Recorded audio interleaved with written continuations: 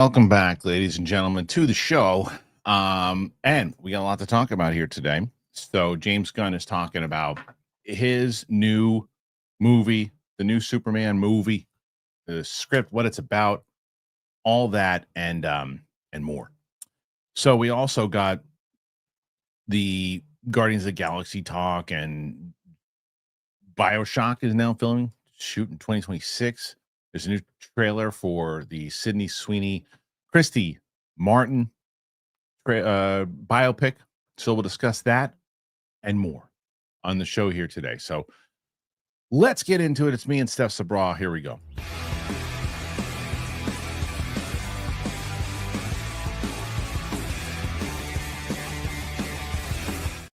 Welcome back to the show, ladies and gentlemen. It is, of course, Thursday, September 11th. And joining me on the show, as always, on a Tuesday or Thursday, Thursday is Steph Sabraw. Hello, Steph. Hi. Good morning. You can't get it together. I know. So how's everything going on your end?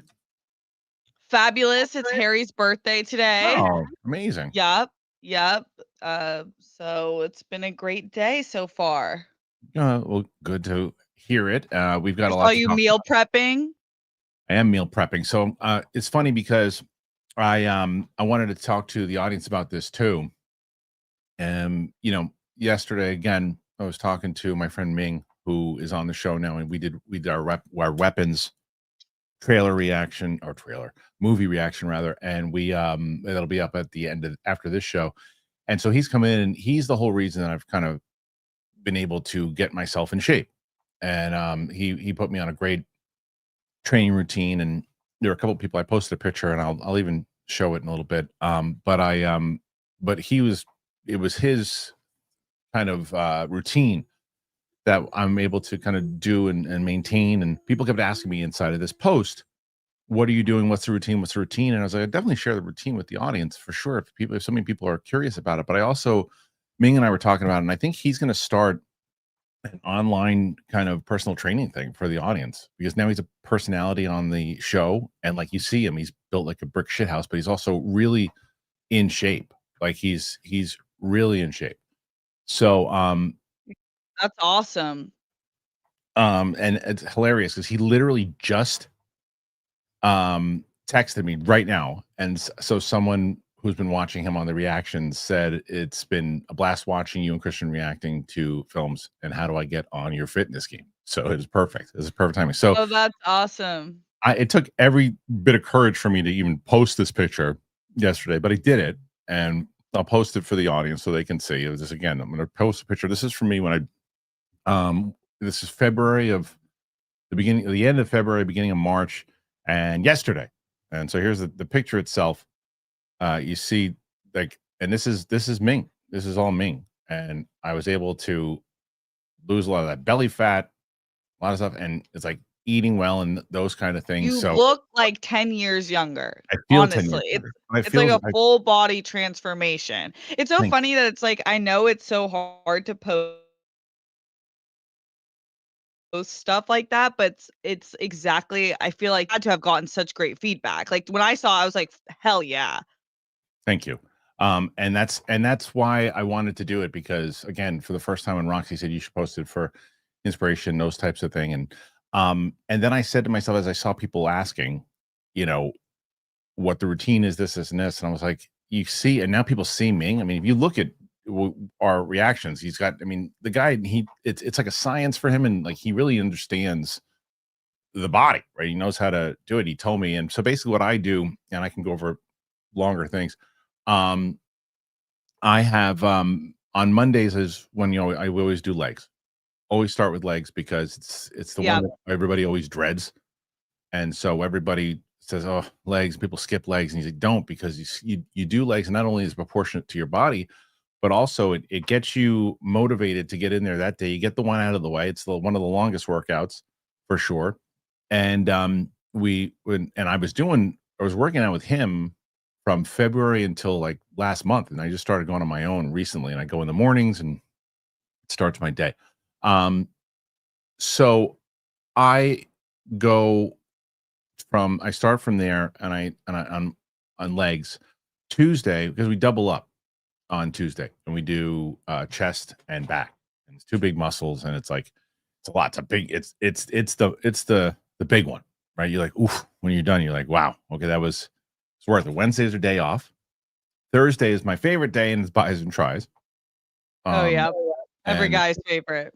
it's my favorite, and it's like three exercises in the for each, and then the fourth day on Friday is usually shoulders. So Okay. I do those. Those are the 4 days, and I do. Even though Ming had recommended, he's like, you just need to do abs twice a week. I do it 4 days, and I think that's the reason why my stomach is kind of because I had a belly. I had a belly from the, you know, um, The bell. belly fat's the hardest to get off too. Yeah. And that's what the main thing is too. And that's why with Ming, what he wants to do, and we were talking about on the phone, is what he would tell the audience too, is he's not just it's not just workout stuff. It's like it's I mean, whether it's supplement stuff too, but it's also diet. It's all diet. It really is all diet. So you have to and I think you gotta take care of yourself in like in a healthy way to where you're doing everything both mentally and physically. So, Definitely. yeah. Diet is a huge thing. Yeah. So there you go. That's kind of what it is, and Ming's gonna be doing that for everybody, and we're setting it up, and we're gonna let everybody know, and then for people who are looking to get on his routine, he's gonna do like Zoom things with people and get people going. He's gonna start kind of a personal training for literally for this audience. That's And so awesome. it's great. And we were talking about it today. I was like, there's so many people that could benefit from him because he's like, you haven't met him, Steph, but like, he's the best. He's the best. Like, he's just such a good person, and he's hilarious. And you'd love him. And so the audience getting a chance to meet him through the movie reactions, and now being able to interact with him, getting them in shape. It was something we thought was kind of a no brainer. Yeah, definitely. I think when you're starting off, it's like you don't want to swallow the pill of like, getting a trainer or like sticking to a program, but to me it's kind of the only way. Like Yeah. it's you need the structure, and so if you find someone that's awesome, it's like the best thing you can do. I agree. All right, I'm gonna say something now, and then we're gonna get into movie news, and we're gonna get everything else too, because it'd be you can't ignore the elephant in the room for this too, and I wanna address this. Yesterday, obviously, what happened with the shooting of Charlie Kirk on campus was something that has obviously everyone talking, and I want to make this very clear. Um, I want it to in the chat. I want you to also understand something, and this is the thing. Well, and I don't ever get into politics. I don't talk about politics. We are in a very dark time in this country where if you don't believe in someone's politics or certain things that a person said, that you feel that it is okay with what happened to this man yesterday in front of his two children and his wife. Um, it's horrifying that anybody could take that stance. Human beings.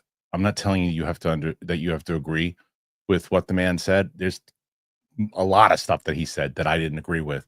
Do I believe that this should have happened? Absolutely not. The man was a father of two children who were there to see this, that will ever live in their brains. It was horrific. It was horrible. And no matter what you feel, no matter any time of anger that came from anything that anyone said, you should never wish that upon anybody. And if you do, I think you should look in the mirror. That's just my opinion on it. There's just a different place that we are in society right now, and it's because of social media and it's other things that I believe we've just lost our humanity. We have just lost it. And it's a sad time to see this stuff. So again, I'm not talking about what you should believe or what you shouldn't believe. I'm talking about reaching deep inside of yourselves and realizing I think about my daughters and imagining that something along the lines of as silly of a movie opinion, and how people get so worked up and angry over movie opinions. And God forbid anything like that ever happened to anyone that I loved or anyone too, and anyone, whether it's my children, anyone shouldn't have to see that. Please step outside of your anger. Please step outside of your hate and step back into your humanity. It is there if you choose to find it, and that's what we should be talking about here. That's not the answer. So I'm going to get off my soapbox. Anyway, let's get into some movie news. Steph, are you ready for that? Yes, sir. Movie news. And I got to find the movie news, or if I can find said movie news. Oh, yes, I can. So Man of Tomorrow was the sequel that was announced, essentially. Put Steph over here too. So let's discuss the Man of Tomorrow, the story, and more. James Gunn was talking about Man of Tomorrow story and more. And here it is. DC Studios co-chief and filmmaker James Gunn has offered further details about his upcoming Superman follow-up film Man of Tomorrow, appearing on the Howard Stern Show. Hey now. Gunn says the basic premise of the film is a story about Lex Luthor and Superman having to work together to a certain degree against a much, much bigger threat. Gunn also confirmed via Screen Time that filming on the project aims to kick off in April of next year, ahead of its July 27 release. Continuing on about other DC projects, he tells Stern that his casting Amelia Alcock as Supergirl might be the best bit of casting he's ever done in his entire life. Wow. And I think she's absolutely stunning in the movie, he says, referring to the upcoming Supergirl film opening next year. Gunn also confirmed he originally wrote the role of Peacemaker for Dave Bautista. Wow. But they couldn't pay him a lot, and he went where the money was. That led to John Cena and the show we got. Gunn adds, I think I love the Peacemaker show more else than anything I've ever done. The comments came as Samba TV via DC Film News has revealed Superman has drawn 527,000 watch households in his first 3 days of PVOD. To put that in comparison, Thunderbolts, which also did well, drew 449 in its first 6 days. The live-action How to Get Trained Your Dragon did 423, and Mission Impossible drew 618. So Mission Impossible, that buried the lead there. Mission Impossible was the 618. So, all right, Steph, you hear all this, and I guess first things first, what do you think about the story?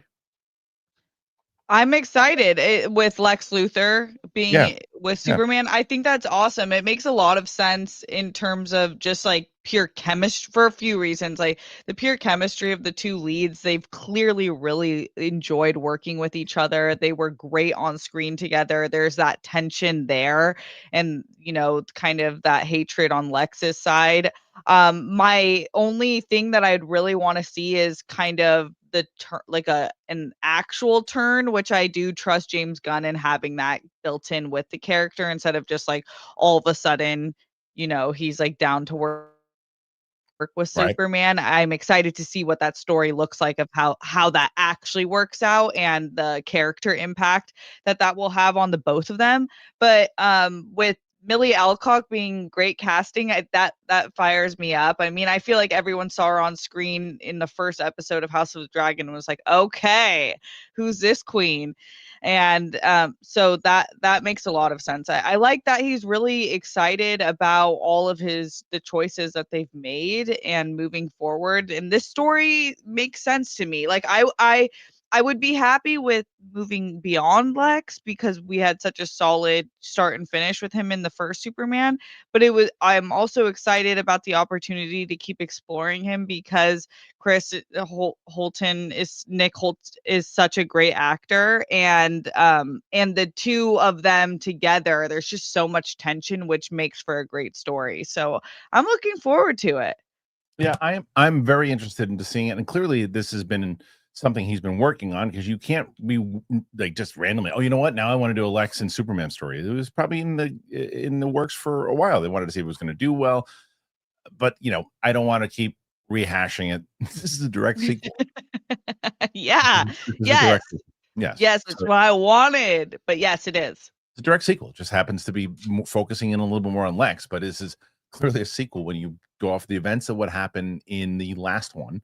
into this one, and it very well should be, especially when you look at the numbers of what we talked about at the very end there, with the streaming numbers doing very well.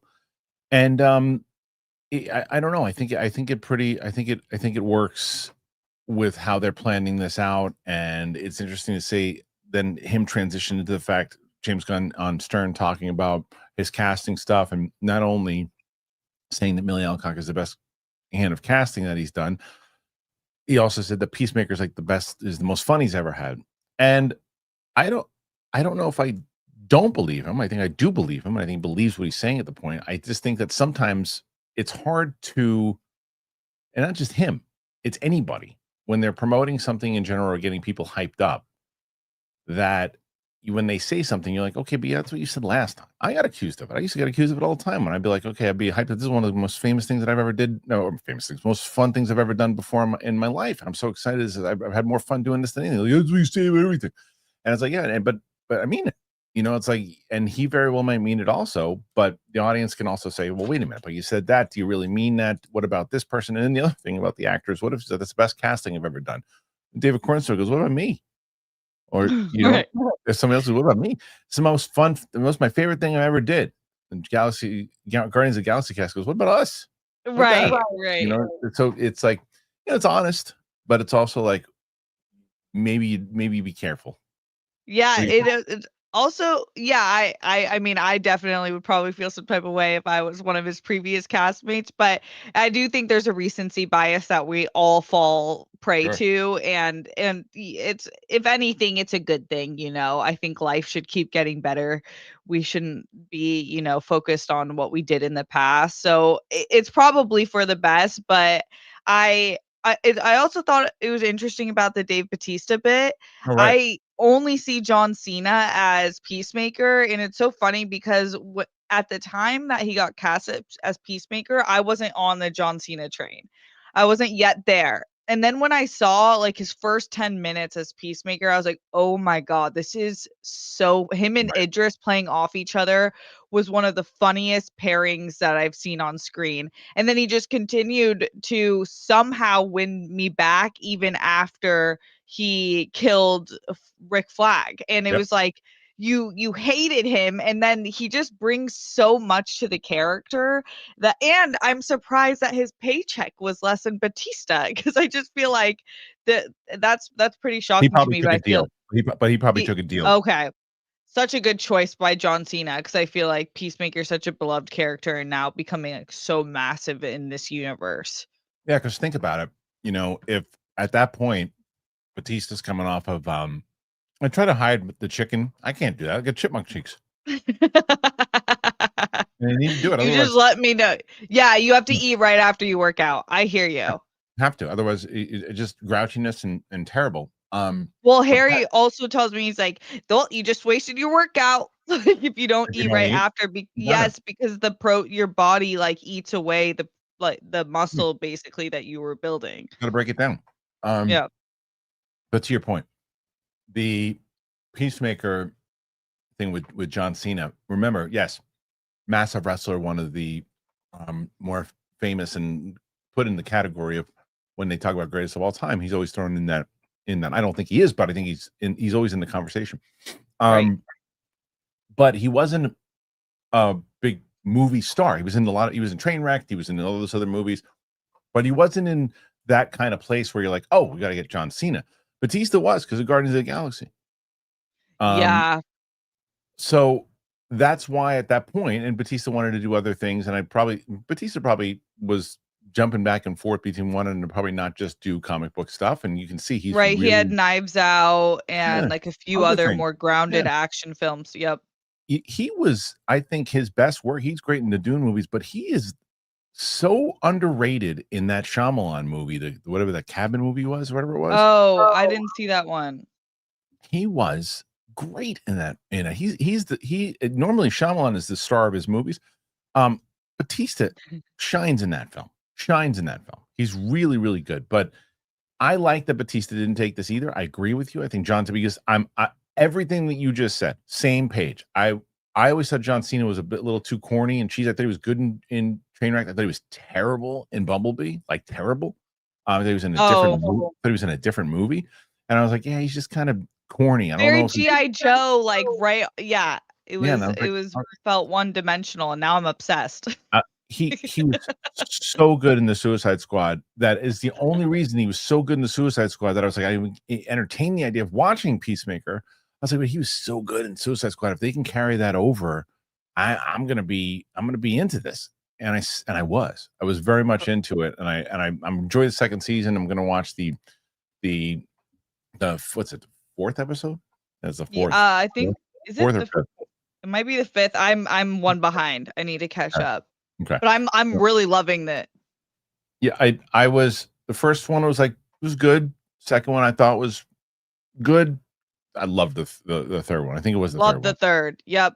The third is the where in the third one, if it was the third, what did you see in the third one? Oh, this is the fourth coming up, right? The fourth is coming up now. Okay, okay. Yeah, the third was I think the one that we so have you seen the third one? Yeah. Okay, so when I just say when he jumps into the building and starts doing things? Yeah.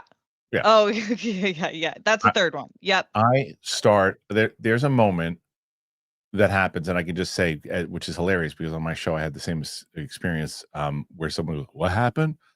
But there's a "what happened" moment in Peacemaker. I laughed so hard, Steph. I couldn't believe that it happened. It was so abrupt, and I lost it. It was, wait, what That's like happened? the parts of there was one other in like the first episode where I was like, "Wait, what did you guys do?" I forget what it So was. good, But yeah. so Yeah. good. Okay. Put your thoughts in there about James Gunn's comments. I want to know what you're thinking about, how you're feeling. All right, we're gonna come back in just a second. We got some more to discuss. But I've got to tell you, I mean, again, I'm talking about fitness, talking about getting yourselves in shape, talking about eating right. I'm going to tell you about Factor. And then you want to feel good also, I'll tell you about Nutrafol. Talk about both of them. Check this out. You know, the other day someone asked me, how do you still eat well if you're really busy and you don't have the time? Yeah, I'm telling you, you got a busy schedule. You got all the summer plans going on. What do you have at best? A couple of minutes? Factor really has helped me eat smarter. It's got the tasty chef prep meals. They're dietitian approved, delivered right to my door. And now the best part is they have more than like 65 weekly meals. It's made for how I live right now, what I like to eat. I've gotten more ways to get fit with a real meal wherever the day takes me. And they really zone it to what your preferences are. There's more variety. There's more meals. You can choose for a wider selection of weekly meal options, including premium seafood choices, salmon, shrimp. Salmon's delicious at no extra cost. Shrimp's great too, by the way. I just love the salmon. You can savor global flavors. So for the first time, you can try the Asian-inspired meals with bold flavors influenced by China, Thailand, and more. From more choices to better nutrition, that's why 97% of customers say that Factor helped them live a healthier life. You can feel the difference no matter your routine. I've been doing it. You should do it too. I'm telling you, I love Factor. I've talked about it the other day. Someone asked me about it. I was raving about it. We didn't even have a spot on the show. And I was talking about how much I love Factor. So you can eat smart at factormeals.com/Christian50 off, but use that code Christian50 off. Get 50% off plus free shipping on your first box. That is the code Christian50 off at factormeals.com for 50% off plus free shipping. Get delicious, ready to eat meals delivered with Factor. Oh man, I'm so happy Nutrafol is back. I love Nutrafol. I've been using Nutrafol, it's got to be 2.5 years now. It is the #1 dermatologist recommended hair growth supplement brand and is trusted by over 1.5 million people. You can feel great about what you're putting in your body since Nutrafol hair growth supplements are backed by peer-reviewed studies and NSF content certified, the gold standard in third-party certification for supplements. So a lot of supplements, they rely solely on ingredient studies. Nutrafol clinically tests final formulations to ensure that their efficiency uses a variety of hair measurement tools like hair counts and pull tests to access growth, quality, shedding, and texture. I remember when we got them years ago. Brett and I were like, all right, let's see. I'm getting older. Let's see if they can help us out. And boy, did they. It's been working amazing. You guys have been commenting on my picture that I posted last week on Instagram. You see what's going on. You got to see thicker, stronger, faster growing hair with less shedding in just 3 to 6 months with Nutrafol. For a limited time, Nutrafol is offering our listeners $10 off your first month subscription and free shipping. Got to go to Nutrafol.com. You got to enter that promo code Christian. Find out why Nutrafol is the best-selling hair growth supplement brand at Nutrafol.com. Nutrafol.com. But you got to use that promo code Christian. That is Nutrafol.com, promo code Christian. You will not be disappointed. Tell them we sent you. Thank you to Nutrivol. Thank you to Factor. I'm always asking you guys, hey, you want to help out the show? I'm giving you ways to do it, but I'm giving you ways to do it through benefiting yourselves. Links are in the description for all of our wonderful sponsors. Steph Sabraw. So right now we're at 8 questions. Okay. We need to hit 95. And you have to beat that bastard. Who is it? Me. I did a solo Oh. show. I did a solo show on Tuesday, and it was a little unfair because I did a solo show and it was actually really great. The audience actually wants me to do it again. I might do it when I do might start doing them on Wednesdays. I might move Chris Carr over to Capes and Cows permanently, and I might just do this on Wednesdays because the audience was really very encouraging. That we did a full-on discussion. We were talking about the pilot for like a while, and like that. I don't know if I told you kind of the updates of where we are. We did the edits to this, and this is a new update. We did the edits to the script. So and you've read it. I can say the opening comedy club scene. Yes. We cut it completely. Oh, really? Because A, location, B, we thought it would make a great flashback episode. Okay, yeah. Interesting. And in that way, it allows you to just jump right into their lives as they are and as they are taking right now with tidbits of what came before them. And it cut it down from like 40 pages. And right now we're currently around like 31, 32 pages. So that's perfect. The producer and director have it.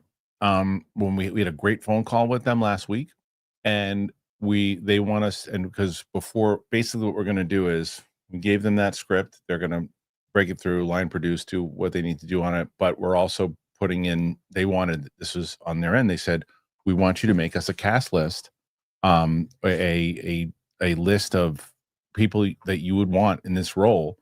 Like, put the names out there, and whether it's favors that need to be called in, whether it's whatever it might be, because if you set the goal at X amount of dollars, and let's say like again, I use Chris Stuckman as an example. Chris Stuckman set his original goal like 250, 275 or whatever it was, and hit like 1.2. Because of that, and then he eventually got to 2.1 because he got backed by a studio. But when you have that goal, and if they said, okay, listen, so if we set a goal at X amount and then we do more, then we know what we can spend on cast. We know what we can spend on a DP. We know what we can spend on general, and let's approach this as if we're shooting it for Apple or Netflix. And I said, that makes sense to me. So the audience was with me, and we were going over, like, I was like, I don't know a lot of like younger like actors and actresses, and they were giving suggestions throughout the whole entire time. And it was like casting session with the audience. Oh, cool. Which was really fun. And then it was also different ideas about Kickstarter and other things. And we just started talking about it. So we're getting closer and closer. It's pretty great. It's pretty great. That's awesome. Yeah. The other thing that's great, and the audience is noticing, is your lighting is phenomenal today. Yes. Christian's been like slowly nudging me to work on it. Hounding. You can say hounding. But you do it in a really great way, honestly, where I'm like, okay, let me figure it out. But I'm not like a great tech person, but we're figuring it out. It looks great. And it was also because, so if you guys didn't know, Steph and I have we've released the 2 Back to the Future 1 and 2 movie reactions. We have caught up on all 3. The third one will be coming out. I think I'm probably going to release it on Saturday, actually, because the first one, we released the first Back to the Future one on Saturday. It did very well. Second one did good. But the first one did very well on a Saturday. Granted, it's also the first one. So we're going to release it on Saturday. And then I think that most people know this, but if not, then we're getting into Predator, Predator 2, and Prey. Those are the next 3 movies Steph's doing. Which I have no idea what those movies are about. I love that. I love that. You have no idea what the Arnold one is about? No, I've seen what the guy looks like, the Predator. Of course. But that's it. So if I say, you are one ugly motherfucker, you have no idea what I'm saying. Great. I just think Kristian Harloff's doing a really good impression of Arnold. Dylan, you did the pushing pencils. So good. Oh my. Yeah. I can't wait. You know what is also great, and I think it's just because of a live thing, and I'm gonna wind up jinxing it. Steph never does this, never freezes during the reactions. During this, it's like Mike all over again, but it looks better. Yeah, I know. We're getting a new system. Yes. Yep. We're Love getting a that. new system that Okay. he's installing this week. So Great.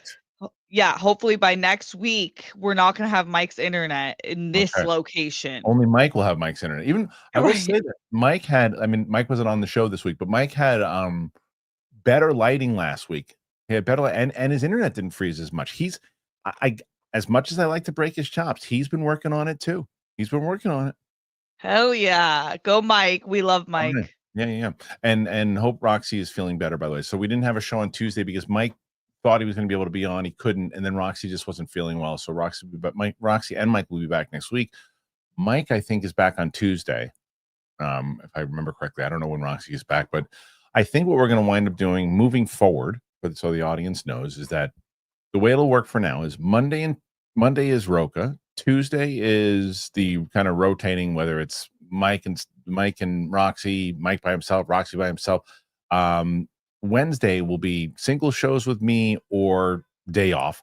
Thursday will be Steph or Roxy or Mike, or one of those peeps that run out. And Friday will be Capes and Cowls with myself, Winston, and Chris Carr. That's what we're looking at right now. So yeah, and I think Wednesdays will kind of be like that single show because I really had a great discussion and conversation with the audience about that. They were super helpful, like to having the movie fans out there, like kind of giving you ideas and things that so there are a few different ideas about like what you could do. Like people were like send behind the scenes footage during the pilot. Like that's what would make me invest. I would invest if you did this. I would invest if you did that. I'm like, that's the kind of stuff that I need to know as we are making this Kickstarter. Like that's what I want to know. So That's awesome. yeah. I'll tell you what's awesome. I didn't know if Sydney Sweeney had the chops. Because I didn't watch Euphoria. I don't watch, and the only thing I've ever seen her in really, Steph, was Madam Web. Oh. I don't think she's terrible in it. I just think I think she was miscast in it. I think that it's just not a good movie. All about your first introduction, man. 100%. So and then all I see is right now to me she's like she's a star, but is she an actor? That question is out of my mind. I don't have that anymore. Because I have my answer, and my answer is yes, this woman is an actress. The trailer and the new trailer, Sydney Sweeney and Christy just released. Steph, are you familiar with the Christy Martin story? No, I'm not, but I've seen her on press and she seems like a total badass. She's arguably one of the best, if not the best, female boxer of all time. Some say Layla Ali, who defeated her, but she kind of paved the way for a female boxer. She was a powerhouse, to say the least, and had a very tragic story. Surviving is something that most people just cannot survive, and she did it. Well, Christy is coming out on November 7th. Sydney Sweeney is playing the lead role. Black Bear Pictures has premiered the trailer for Christy, which recently launched at TIFF and opens in cinemas on November 7th. Based on the remarkable true events, the biopic follows Christy Martin, who never imagined life beyond her small town roots in West Virginia until she discovered a knack for punching people. Fueled by grit, raw determination, and an unshakable desire to win, she charges into the world of boxing under the guidance of her trainer and manager turned husband, Jim, played by Ben Foster. But while Christy flaunts a fiery persona in the ring in the 90s, her toughest battles unfold outside of it, confronting family, identity, and a relationship that just might become life or death. Ben Foster, Merritt Weaver, Katie O'Brien, Ethan Embry, Chad L. Coleman, Tony Caballero co-star.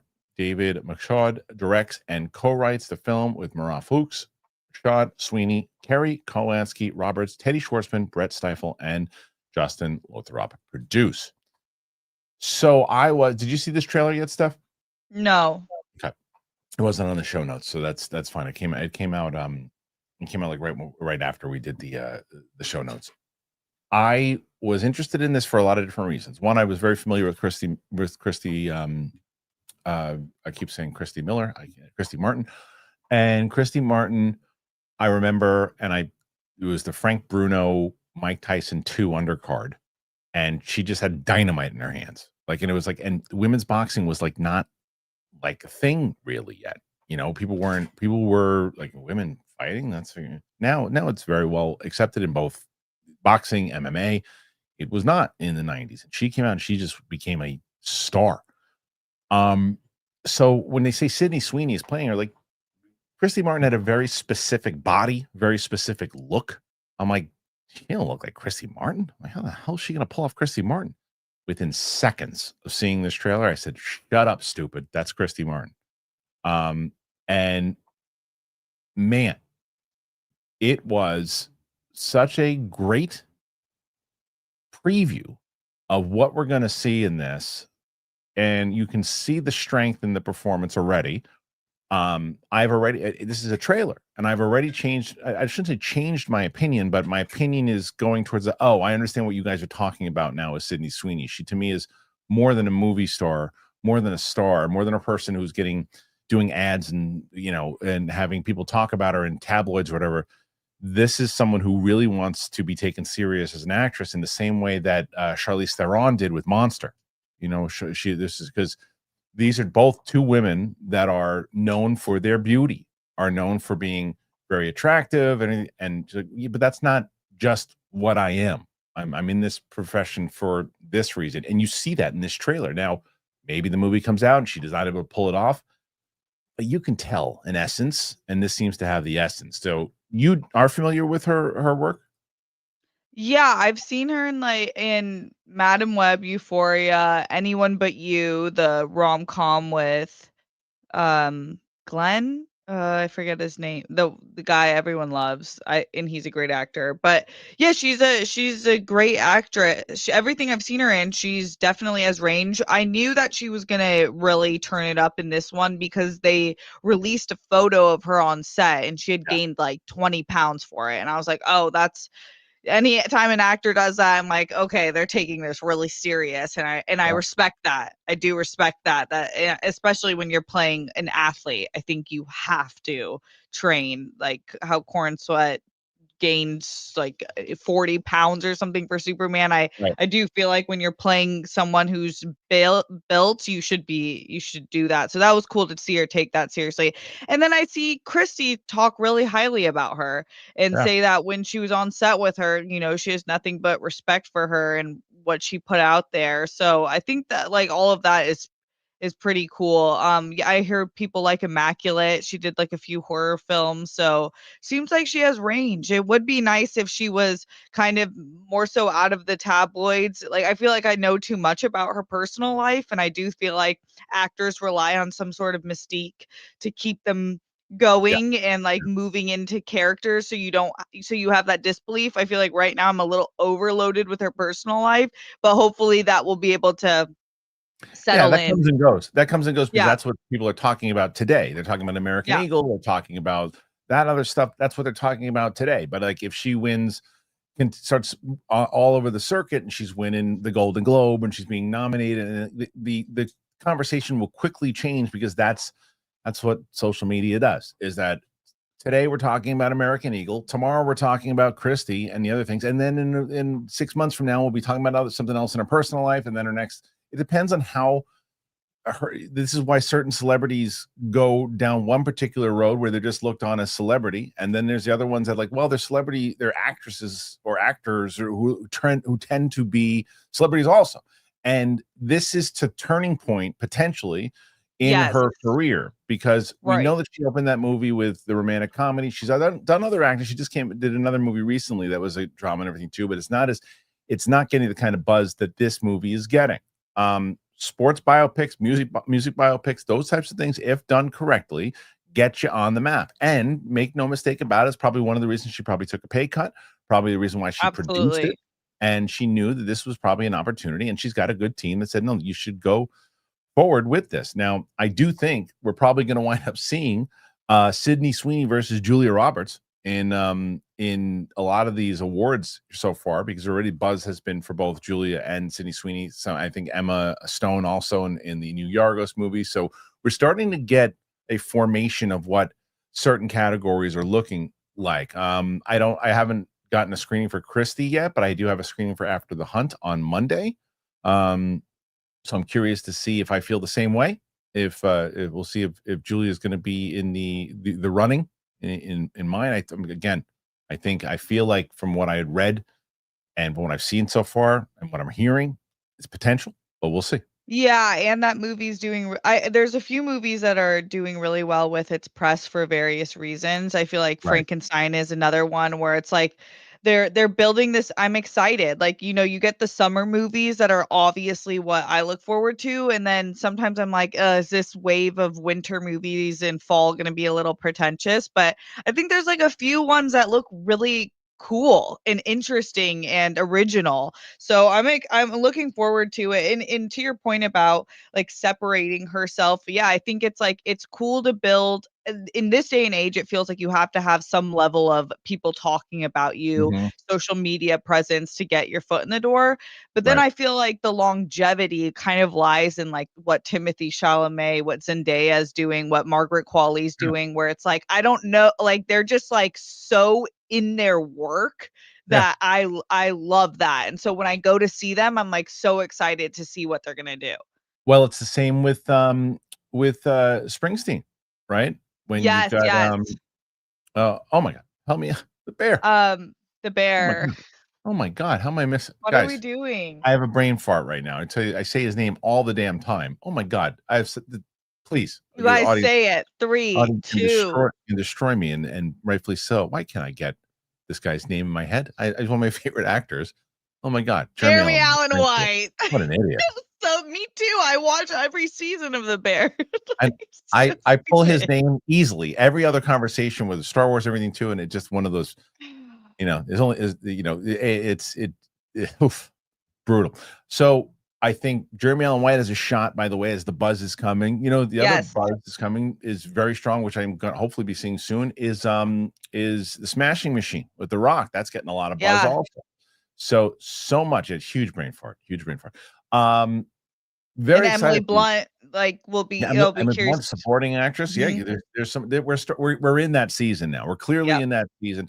I actually look forward to this season more than I do the summer movie season, to be completely honest with you. I feel like you get the more, like, the reason why I watch movies. Like, I really get the stories, the characters. I wind up really coming out of it going, oh, okay, there's some meat on that sandwich. And and I don't know. I think the embargo for the full review is still, I'm pretty sure it is, but what I can say about my initial thoughts, the PTA movie, is, if you PTA fan, I think you're gonna love it. I think it was one of his best ones in quite a while. And Okay. Leo's got a shot to be nominated for Best Actor. Benicio del Toro, albeit not in it very long, definitely has a shot for Best Supporting. Definitely. Never turned in a bad performance, that guy. Never. So good in this movie. I And love that guy. Sean Penn's got a shot too. How's Teyana Taylor? Tiana Does she Taylor have a big role? plays the daughter. No, she's the I think she's like the ex of, or the What I was don't, or she's like the really pretty Yeah, black I know. woman, Yeah, I know. she's a Yeah, singer. what was she in before? She's newer in acting. She's done a lot Yeah, of directing and music videos, but she's mainly I a see it. musician. I think she was good. She you know It's what her it a is? newer role. It's like a huge role for her, I feel like. So I Yeah, was just curious what it was, how she was on I just screen. disliked her character so much, and I Okay. think you're supposed to. Um, so that's all I wanna go with that. But she's good. She's good in the role. She's good in the role. But the standout to me, the movie, was the woman who played her daughter. Um, Oh, that's, sh Thandie Newton's daughter, right? oh, is that isn't it? Let's see, let me see. Or maybe I'm mixing her Let up. me see, I'll tell you after another, I'll tell you her name. I might have just totally made that up. Chase Infinity. Maybe you're right. Could be. Is Chase Infinity Thandie Newton's? I don't know. Um, I don't let's wanna see. look anything up and ruin my Let's see. Let me see. Hold on. No, I don't believe so. internet. But I don't believe so. But Chase Infinity was fantastic.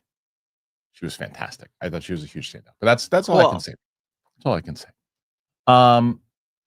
No, Danny Newton's daughter she was in something recently, but she also she was the daughter, she was Joel's daughter in Last of Us. And Yes, she was in yes. something recently.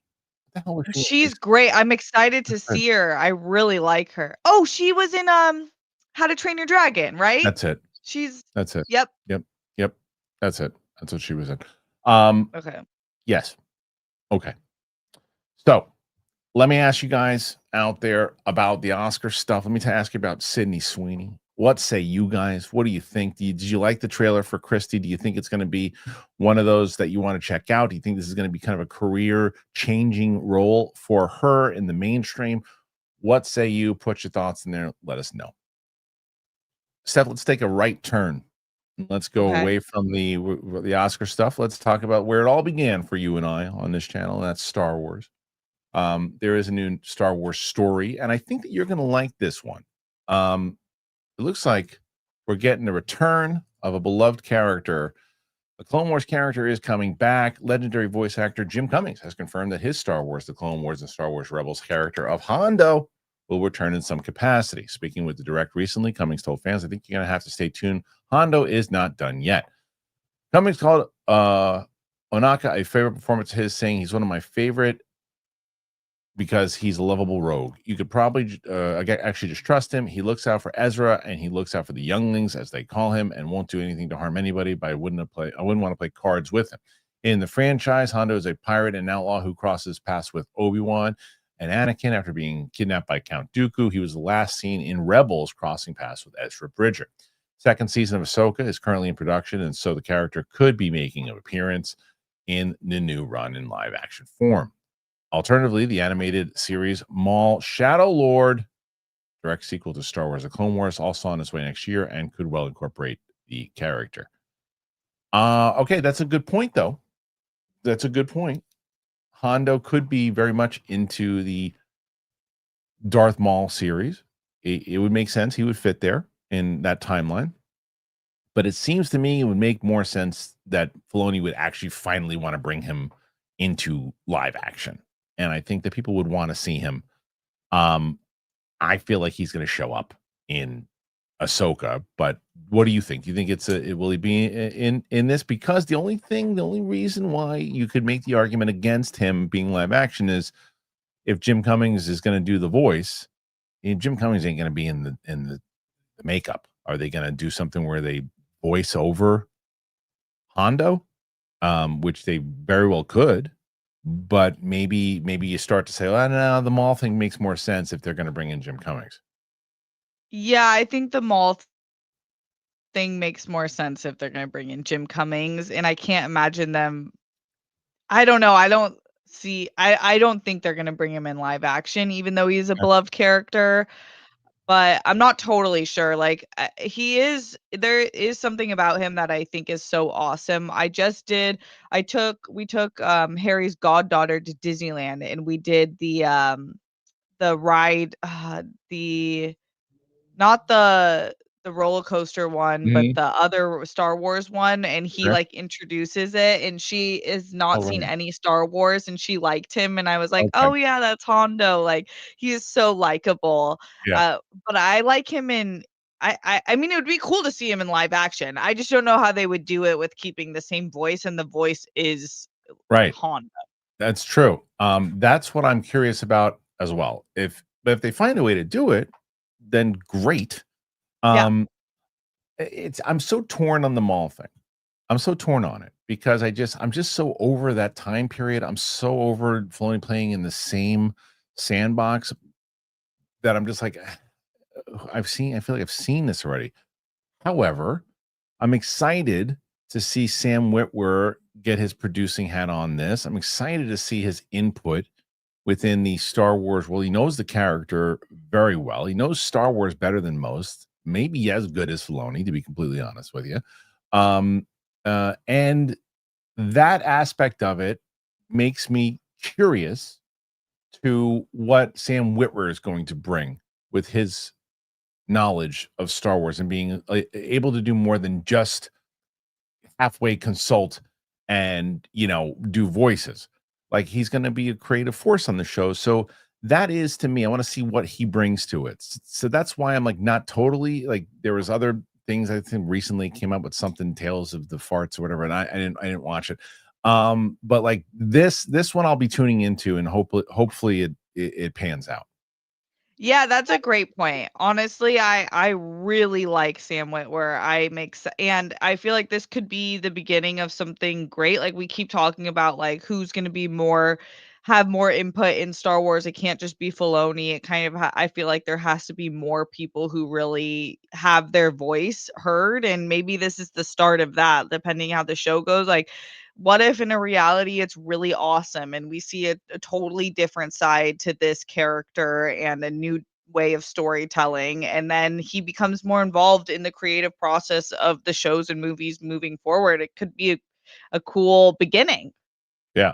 Rick Jones, you are probably the most wrong anyone's been in the chat so far. He's not a creative. He's in the booth looping his lines. You are incorrect. Go and look at the credits on this, and plus the announcements. He's been announced as a producer, not as an active producer. Talked about it on Katie Sackhoff show recently about the input that he's had. So for that one, you are the most wrong anyone's been in the chat today. Okay. So we are asking you guys, what do you think about Maul? What do you think about Hondo returning? Put your thoughts in there.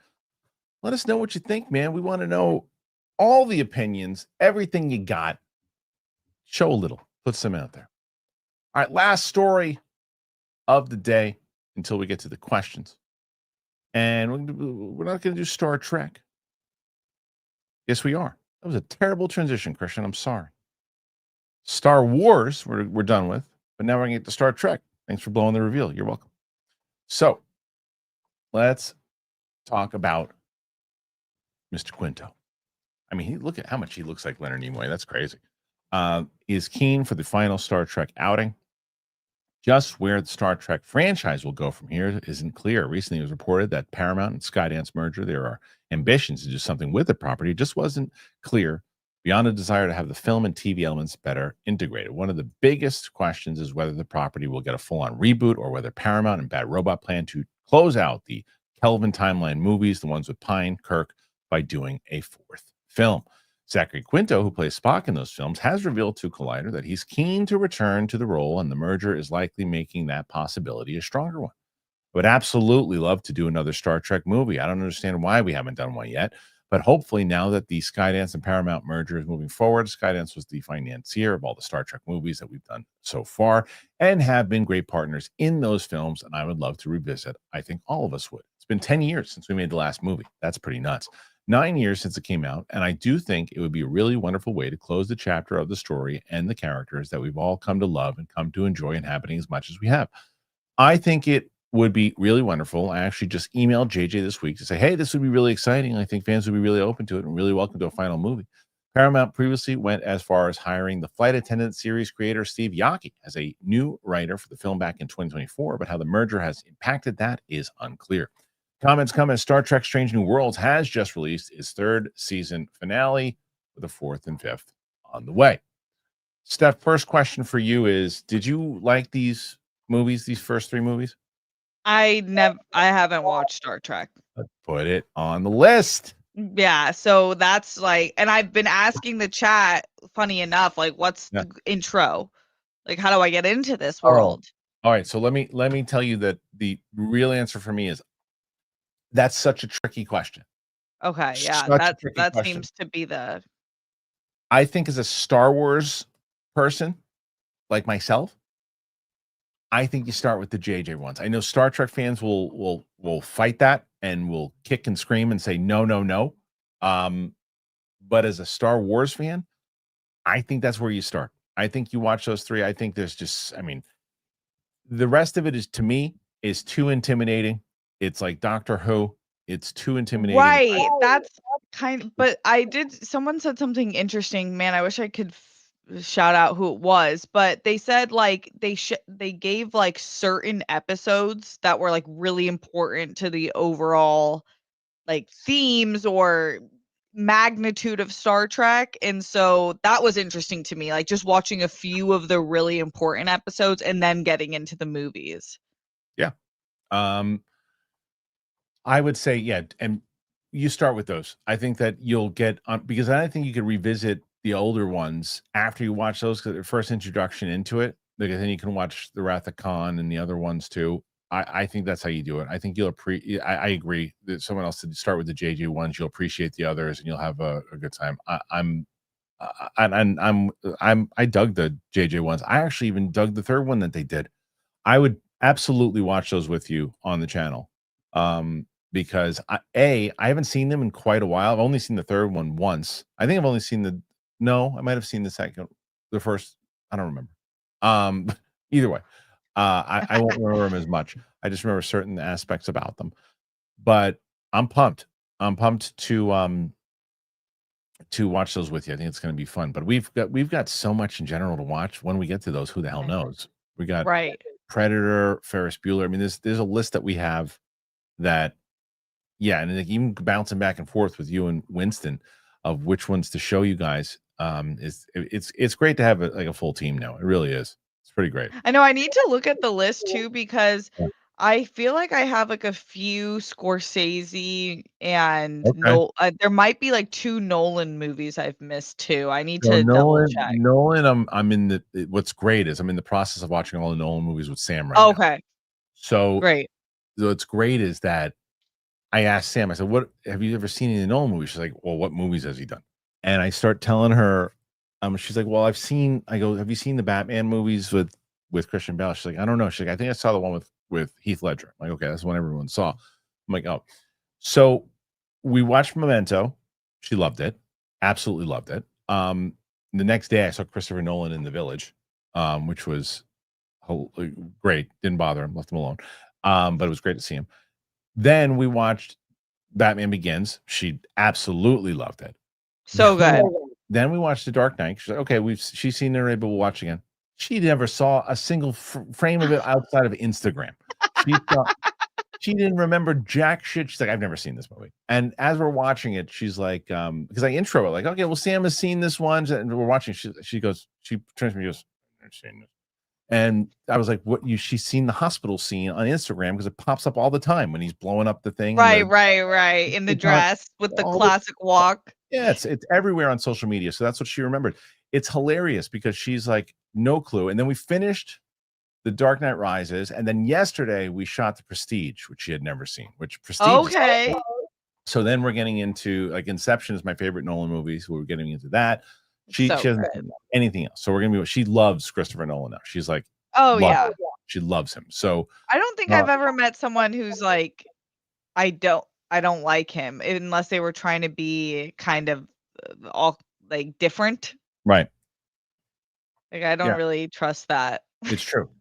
So, but you, when it comes to you remember you said you never seen 16 Candles and these other things. Yeah, it's the 80s and the early, like the 90s that aren't Disney Channel movies. I'm so tempted to do this again. Roca and Snyder on the air again. And the last time they were on, I sent everybody over there to say, "Hey, why are you on the air?" Like, why are you on the air? I don't care. It's hilarious. But there's only so much time. Snyder sometimes has, his schedule, and it's fine. Guys, go over there, but don't say anything. Don't mention me. Just write in capital letters, "Stop this," with an exclamation point. That's all I want you to do. Don't say anything else. Just stop this with an exclamation point. And I want to see if they get pissed off or they laugh this time. Please. Did they get pissed off last time? Oh, they were so pissed last time. They were so pissed. It was hilarious. And you know me, that doesn't make me go, "We don't need to do this again." It makes me go, it makes me Yeah, you guys are like all like siblings. Yeah. But don't ruin the bit and say, "Oh, Christian told us to do this." Then you ruin the bit. Just do stop this. Capital STOP this with an exclamation point. Stop this. Don't mention anything else. Just stop this. I actually want to say, I'm going to go, you know what? And let's do this, Steph. I'll turn the volume down and we'll watch. They're doing it right now. I want to see. I want to live react. Yeah. I want to watch. Hold on. I want to watch this happen live. This is hilarious. You guys are so funny together. Superman movie, and this is supposedly starting to shoot. He said in April or so. I can hear it. 2026. Good. That is also Stop this. So Your thoughts on his comments here? New anything interesting to explore here? He is calling it a Superman sequel. So What's happening? I'm about to go Lex Luthor on Kristian Harloff. He has done because he is having his listeners spam the chat. That is what's going on right now, Gunn. That's all right. That's all right. I don't mind it because Christian's just butts involved. Anyway, over 215 people, so I'm good. Go ahead. This is Lex Luthor's army of Twitter monkeys. So good. So good. Oh, I love that. You know, you guys That was rule. good. Good job, guys. They held, and that's how I want to respond. Hilarious. Totally. There's nothing now worse leave than them- when now- someone yeah. ruins the bit. Yeah. Like, now leave them alone. Now leave them alone. But that was hilarious. Don't keep doing it now. They yeah, handled it. They handled it hilariously. So let's do that. That's good. They handled it like gentlemen. Yep. Anyway, so Star Trek. What do you guys think in general? Put your thoughts in there. Let us know. All right. Steph, it's time. It's that time. 24 questions so far. Pretty good. I like it. okay. Before we get to those 24 questions, let's go with you and say, hey, got to come check out my channel. What's going on the channel? Where can they find it? Hey, you guys, thank you so much for everyone who subscribed. If you haven't already, we're almost at 3K, which is awesome. We're growing steadily, but honestly, great. And we've only been up for like 2 months, so it's been awesome. I am posting videos Tuesdays and Thursdays, so there'll be one later today. And then I'm going live on Sunday at 5 p.m. PT every Sunday. And then I'm considering going live either another day or adding an extra hour to Sunday. I'm kind of like seeing what you guys like, but you can join the Discord and give me your opinion there. The Discord's in the bio of my page. So youtube.com/Steph Sabraw. Yes. And what I love also is when, and obviously Steph has a bevy of topics that she talks about on Sundays on her live streams, but what gives her ideas too, when you're there, if you bring up certain reactions and stuff too, while you're talking to her, do that so she can then tell me, hey, you know what someone brought up that I realized I never saw? Like, by the way, you said you never saw like Casablanca. That's a great one to do. Yeah. You might, I don't know if you're saving that for like Harry or something, I completely understand. But like those are old school, like kind of movies. We could do some old school ones too. Totally. All right. Let's get into this stuff, Steph. Are you ready? Yes. First one. Where'd my glasses go? What'd you do with them, Steph? I'm wearing them. Oh, fair. You like my blue frames? Can you see Yeah. them? Oh, Like yeah, blue that's frames. cool. So much better than one of those like old man glasses I had. I actually went to like I think my old landlord of my house left them laying around, and I thought they were mine. That's why they were terrible. But these are great. They have blue frames. Yeah, it's cool. All right, Steph, are you ready? Are you Yes. ready? Moment of truth. Let's see. I'm responding to someone who said thank you. Moment of truth. With another franchise reaction in the books, where does it rank?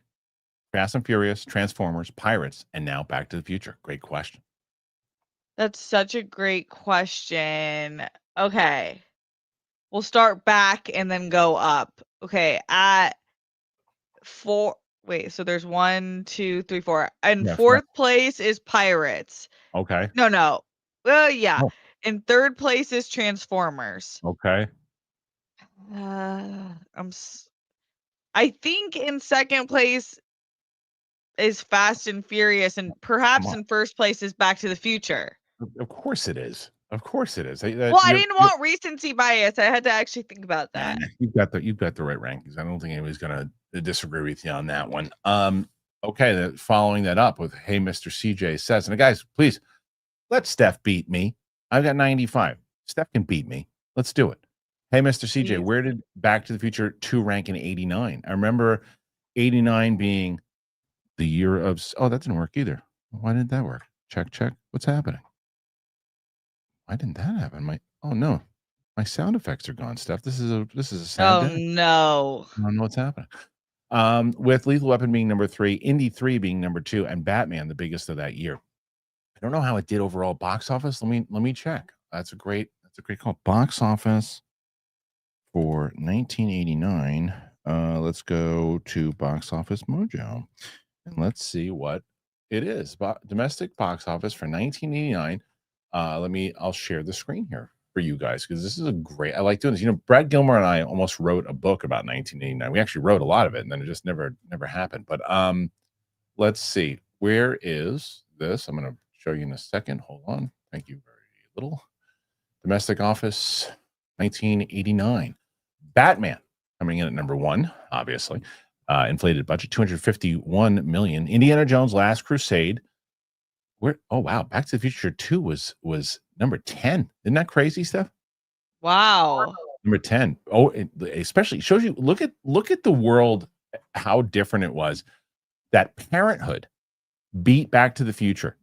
Dead Poets Society beat Back to the Future. Ghostbusters 2. Look who's talking. Honey, I Shrunk the Kids. Rain Man. Lethal Weapon 2. If that's today, Back to the Future 2 is probably the second or third movie. That's crazy. That's a crazy list when you look at it. But nobody would, if I would have asked the chat to guess where it landed in the top 10, nobody would have put it at 10. Nobody. Unless you knew it already. Yeah. Crazy. Okay.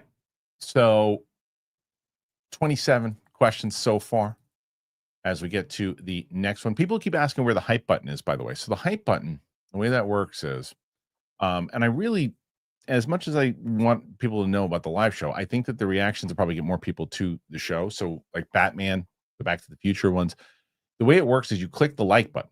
And once you click the like button, they say, hey, you like this video, you want to hype it? And then hype it. You get 3 of those for a week, it looks like.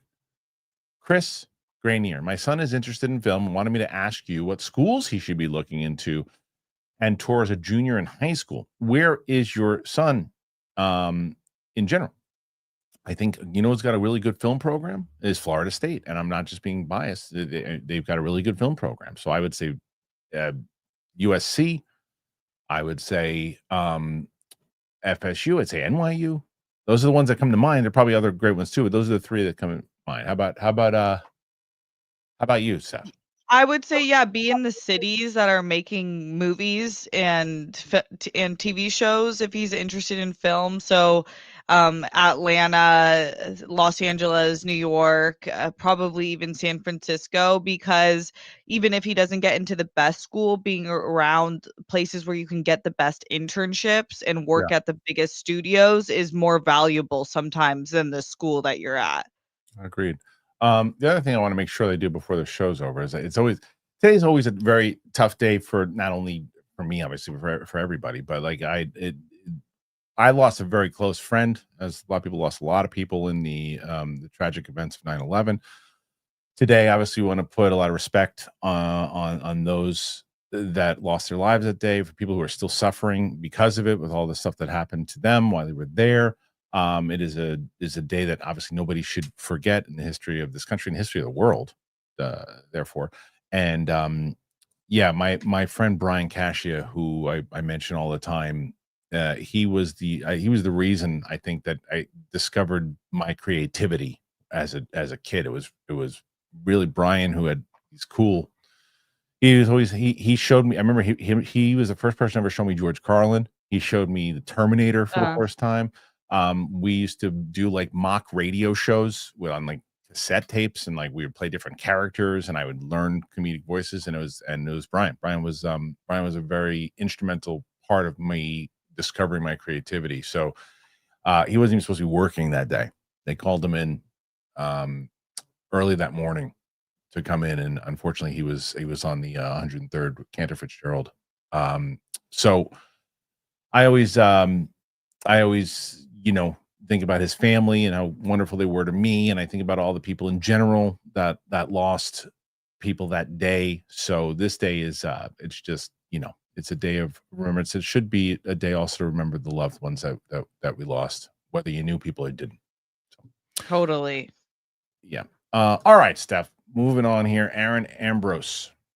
Now that the online reactions with Steph are happening, it'd be great to have her take you on a journey reacting to Demon Slayer and or Attack on Titan. I love the idea. The problem is this. For now, Steph and I have tried to like lock down at least one day a week to do that, to do reactions. To do that, you're gonna have to lock in like 3 to 4 days in order to knock down that series, and that's just not something we're doing yet. How long is Attack on Titan? Is it a movie or a series?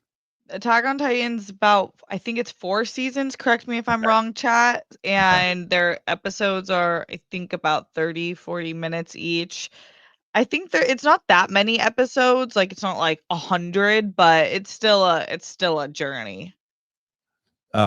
Yeah. So not yet. And Demon Slayer is a journey too. Like I Right. mean, they're both. Yeah. Yes. But if the channel keeps getting, like, the reactions keep getting more popular, then that I would love to. Of course, and that's the thing is like, so the more, and that's why we tell you people hype up the damn reactions, hype them up, get people watch them when they come out, so we can continue to do more of them, because then it comes to a place where stuff's like, yeah, all right, well, yeah, I want to do this, I want to make a little more money too, so I'll do some more reactions, I'll do this, and we can sit down, we can do it, we can figure out some stuff, and I want to go through that list too. The list is phenomenal that we have, and the stuff that she hasn't seen in the 80s alone is great.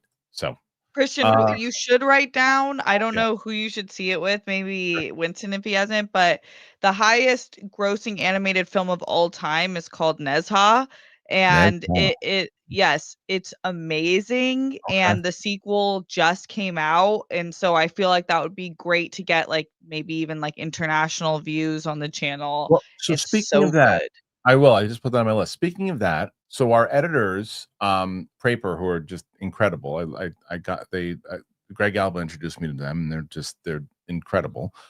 I had a conference call with them yesterday, and they had asked me, said, "Hey, would you do more films from India?" And I said, "Yeah, absolutely. I just wouldn't know where to start." And surprisingly enough, right at that point, someone commented about that, someone randomly outside of their team, just a fan, and wrote like 10 movies that we should start with.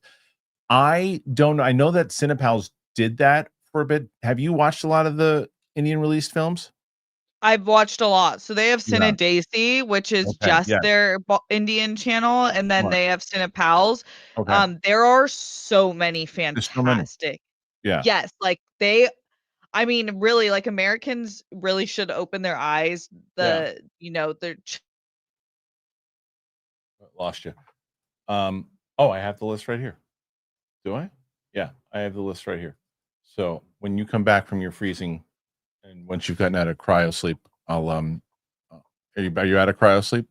I'm bad. All right. So RRR I've seen. Have you seen that? Yes. Okay. 3 Idiots? Yes, it's like their beloved. I can give you a rundown. Well, I'm giving you the of list here. I'm giving you the list of the 7 that were suggested. PK. Yes. Okay. Sardar Udham. I don't think I've seen that one. Okay. Ega. What's it called? Ega. EEGA. I don't have seen that one. Barfi. BARFI. Aura? BARFI. No. Okay. And then MAHARAJA. Marajara. No. Okay. So the first 3 you've seen, the rest you haven't. So I think Winston probably hasn't seen a lot of them too. So maybe, but I will. I absolutely will try that. I love learning, but I loved RRR too. So probably check it out. Okay. Armada. Are you watching Canelo versus Crawford on Netflix Sunday? Isn't Crawford hurt? So I thought he was hurt. Is he not? Maybe not. Okay. No, I'm not. All right. Let's say Armada. Commanders or Packers tonight? I'm pulling for the Packers. That's what I'll say. I'm pulling for. Okay, let's see. Next one after that. Again, thank you to Armada. We're at 34. Come on, guys. She just needs 62 to beat my stupid ass. She can do it. Come on. We can even talk about some. And by the way, other stuff, if it comes to pilot stuff, because I know a lot of people have a lot of questions about it, please, anything you want to do and ask those questions about it, whether it's casting stuff, whether it's budget stuff, whether it's about things you want to see, please continue. I loved that conversation on Tuesday. It was amazing. All right, go pal. Seeing the stills from Allison's new Prime show, The Girlfriend, reminds me she and Rhaenyra are super young. I always forget. So what Allison is again my She's name. the redhead one. I know who she is, Oh. but the actor, I forget, Olivia Cook, right? Olivia Cook. Yes. Yes, she's how old is Olivia Cook? Isn't Olivia? I'm going to guess and say Olivia Cook is 29 years old. Am I right? How old is Olivia Cook? I think like 30. 31. Yeah. 31. Yeah, I feel like we're the same age. Yeah. Okay. Not that she looks like she's in her third, like she looks amazing, but I thought we were the same age. Have you anyone seen The Girlfriend? We saw the trailer and I was like, this looks interesting. It looks very cerebral, kind of like Gone Girl vibes. Like I'm like, who is the crazy person? Oh, I wonder if Roxy has seen it yet. I wonder if Roxy's watching anything while she's bedridden. Mike Joyce, how is Honey Bears doing, Steph? Oh my God, her healing has been quite miraculous. Kristian, I don't think you know what happened to Honey Bear. What happened? What happened? Just a quick bridge story. She ran 1,000 miles per hour into a like a splintering 2x4 and a 6-inch by 1.5 inch wooden stake pierced her throat. Oh shit. It was like a horror. I could honestly, we didn't get a video, but it would have been like it was like right here through the front of her throat to the back.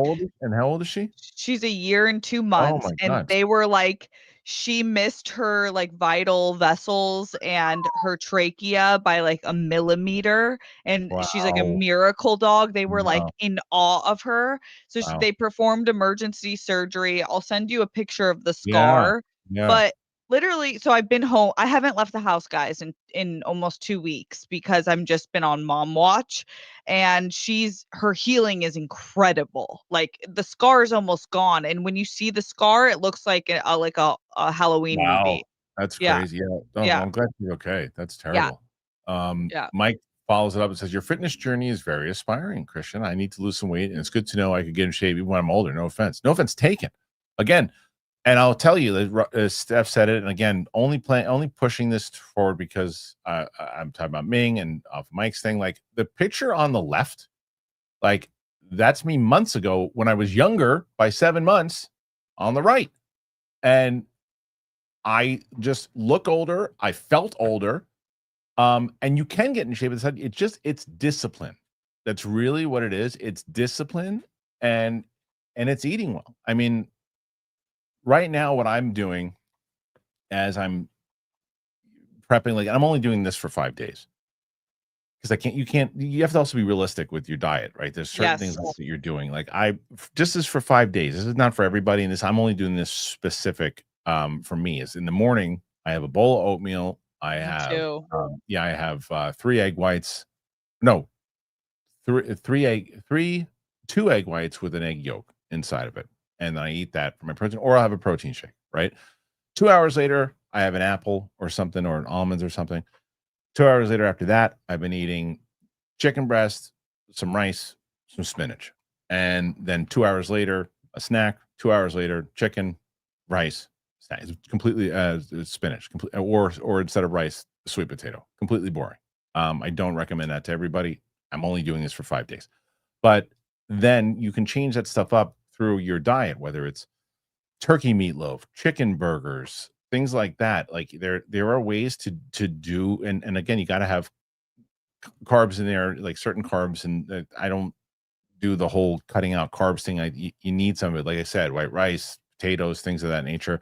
And it's just discipline. Like I'm not going to lie to you. I'll go if I'm really hungry sometimes and I'm going to a screening in the city, I keep stopping at Rose's Pizza and I go, don't do it. And I do it. Can't help it. The pizza is it is absolutely, I'm lucky that that's the thing. Drinking is not a problem. That's usually where a lot of people put their weight on through wine and beer.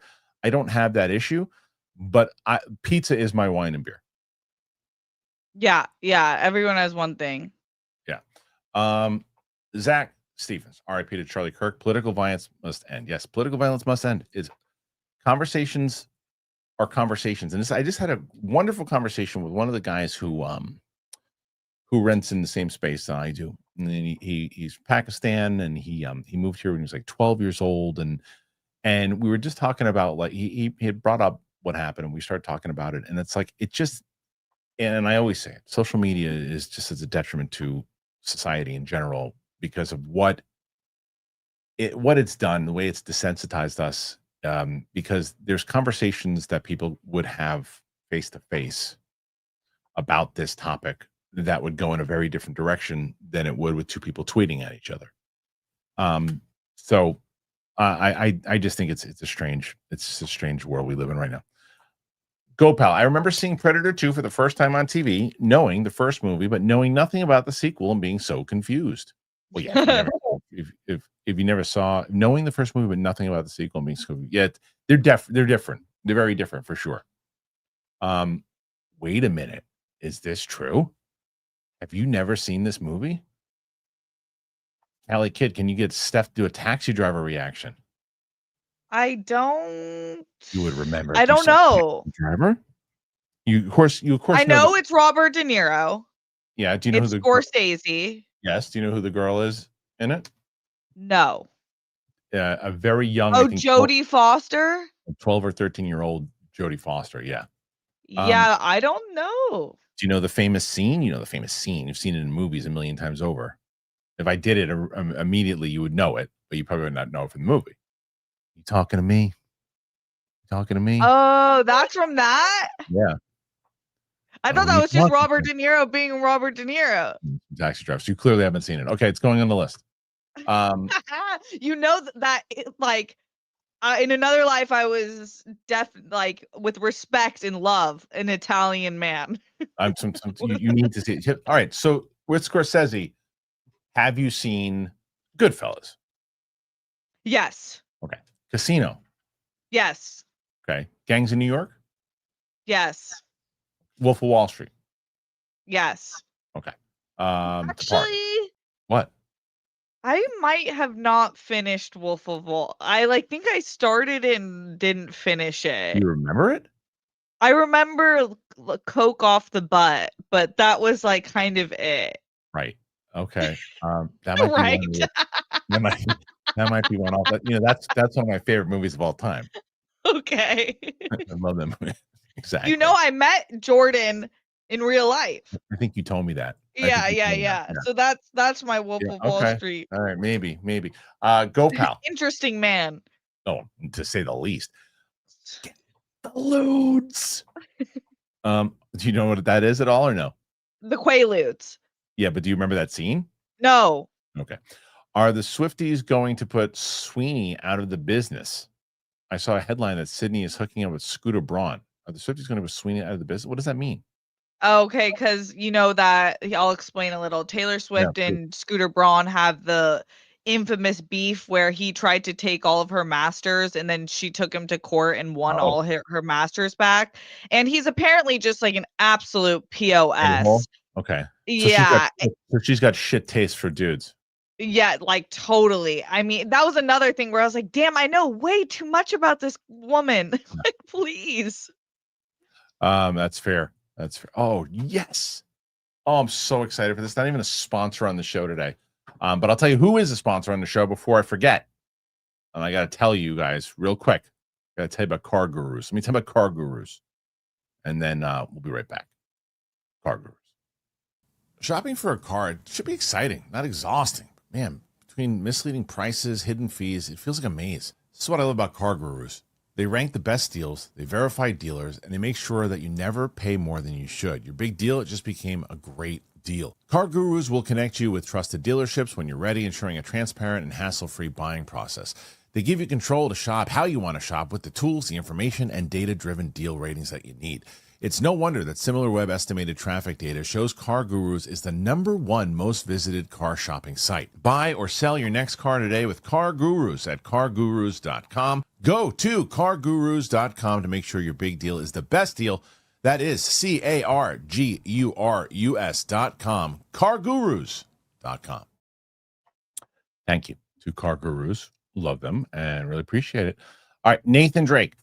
Going to do Predators? That one is underrated.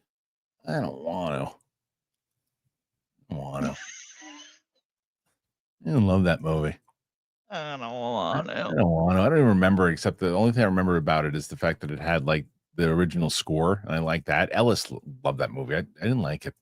I don't know. Maybe if I get enough comments about it or two, and if Steph wants to stay in that world, maybe. But the reason we're definitely doing the first two, and then we're definitely doing the last one because it leads into, or I don't know necessarily leads into, but same director for Prey is the Badlands. Go Pal. It's still crazy that Ron Howard made a movie with Sydney Sweeney, Ana de Armas, Vanessa Kirby, and Jude Law that came out and went so quietly. It's such a different world.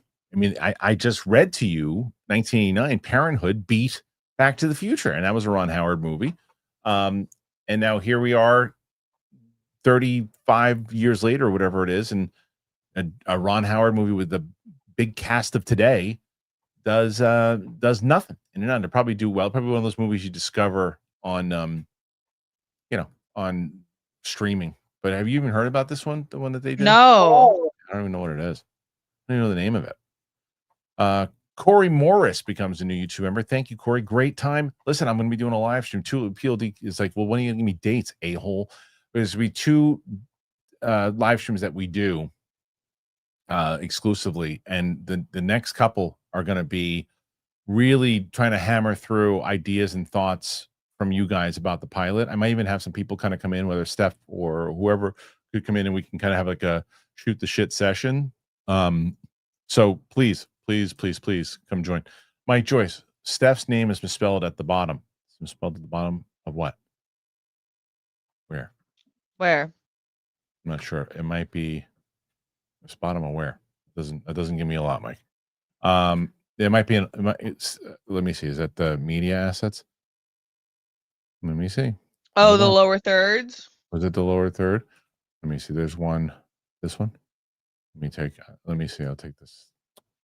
Where are the comments? I got to turn this comment off. But let's see. Steph's. Oh yeah. Sabraw. Oh, damn you, Luke. You son of a bitch. Luke. You son of a bitch, Luke. How could you? Luke. Thank God for Luke. I know.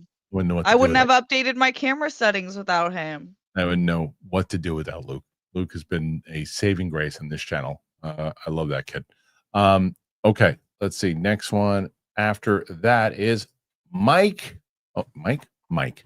Nice reading with glasses on. Miles Morales 91. Hondo is in Star Wars Outlaws in a DLC pack. Have either of you played it? I've heard this though. Andor has definitely influenced the story and tone of the game as far as average people in the Star Wars universe. I love that. I love that they're going to continue to do that. I really hope that they do that. Have you played this? Harry played Outlaws. He actually, after like an hour of play, he started loving it and was like, okay, this like I feel like I got a bad rap. I don't think people like got through it enough. But so I'm sure he saw him in it, but I haven't. Yeah, I remember you defending it. Yeah, for sure. Brandon Summers, absolutely need 100% more Whitwer in my Star Wars. I'd like to see him do something in live action. Totally. I mean, he's like tall and a great actor. I'm like, brooding. where is? Yeah, brooding, and he's totally. I don't know why they don't use it. It's almost like Mitzi Shore used to do this thing at the Comedy Store, where these really funny comedians. Basically, what they would do is Mitzi would have like drivers to their who drove the van and would drive the van, do things for errands and like they would work at the store, and they were comedians. They get spots and stuff too. But and if you did that, or if you opened for Pauly, it was very hard for you to become a regular at the Comedy Store, whether you were funny or not. Famously, one of the ones is my good buddy Steve Simone, who is one of the best storytelling comedians I think I've ever seen on stage. And he was stuck in that spot for a long time because he would drive Mitzi, he would do all these things. He opened for Pauly, and it took him forever to finally become a regular. And he should have been a regular in the same class. He was in my class of people who were showing. He was there before me, and he should have been made a regular before me. He's that good. He's just really good. But the reason I bring that up is almost like that's how I feel Sam Witwer is because he's done so much animated voiceover stuff. They won't put him in live action. Like he just won't get the bump up when he should. He's probably going to be as good as anybody else and understands the world probably better than anyone else, and yet he can't get a live action bump up. It's stupid. Brandon Summers, not popular to say, but I love JJ Trek films. I do too. I think it's Brandon. I think it's not popular to say if you're a Star Trek kind of hardcore. I think that's where it's not popular to say. I think as a casual fan, it is popular to say because they're good. Those first two movies are really good, and I like that third one. I like the third one a lot. Okay, Dylan Neal, how many John Hughes movies has Steph seen? Not a lot, and I love Not it. a lot. No, I'm gonna. You know what? I'm gonna make a list here because I know that some of them. The ones I've seen, I'm obsessed with, like Blazing Saddles. That's Mel Brooks. I mean, oh, okay, sorry. John Hughes and Mel Brooks, I like confuse them all the time. It's so weird. They're completely different generations. All right, so I'm hoping this is a no. Okay. Uncle Buck. I've seen Uncle Buck. Uncle Buck's one of my favorite movies. This one's one of your favorites, I remember. Planes, Trains, and Automobiles? Yes. Yeah. Ferris Bueller, you have not seen. I always confuse him. Yep. You have not seen Ferris Bueller? No. Right. Weird Science? Haven't seen. Excellent. Breakfast Club, you have not seen, right? No. That's that one we got to do. 16 Candles, you have not seen. No. That's one of Sadie's favorite movies of all time. Oh. Yeah, she loves that movie. Weird. That's it. Curly Sue, Uncle Buck, she's having a baby. These are the only the main ones are Breakfast Club, 16 Candles, Weird Science, Ferris Bueller, Planes, Trains, and Automobiles. She's having a baby, Uncle Buck, Curly Sue. But we don't need to do Curly Sue. Okay, so those are good. Those are really Ferris Bueller, Weird Science, Breakfast Club, and 16 Candles. Excellent. Those will be excellent to watch together. So yeah, there you go. Okay. Next one. And again, right now we're at 44. Come on, guys, we can do it. She just needs 51. Let's do it. Okay. 51 more. Stuart Pike. Kristian, if you're looking for an editor for your TV show, my good mate Sean Lahef is one of Australia's best TV film editors. His latest film, Together, starring Dave Franco, came out this year. Oh, by the way, so there were a couple of people who told me that they emailed me like casting Justin. There was a casting director too. I didn't get it. I don't know what the spam or whatever it might be. I have to check his spam. Where did you send it to? There's an email on this page, the YouTube page, that you can do a direct link. Make sure you go and check that out. And send me stuff there. Send me his information. This particular production team does have access to many editors, so they probably will go that direction. But who knows? Maybe he's in their Rolodex. It's possible. That's great. Okay, next one. Geek Lodestars. Steph, you should check out the Back to the Future documentary when you finish the trilogy. Oh yeah, there's one that's out there. I saw it recently. You should definitely watch that now. Okay. Yeah. Cool. Brad Gilmore texted me. What did he text me? Something just random out of nowhere. His texts are the weirdest. You ever get weird texts from Brad Gilmore?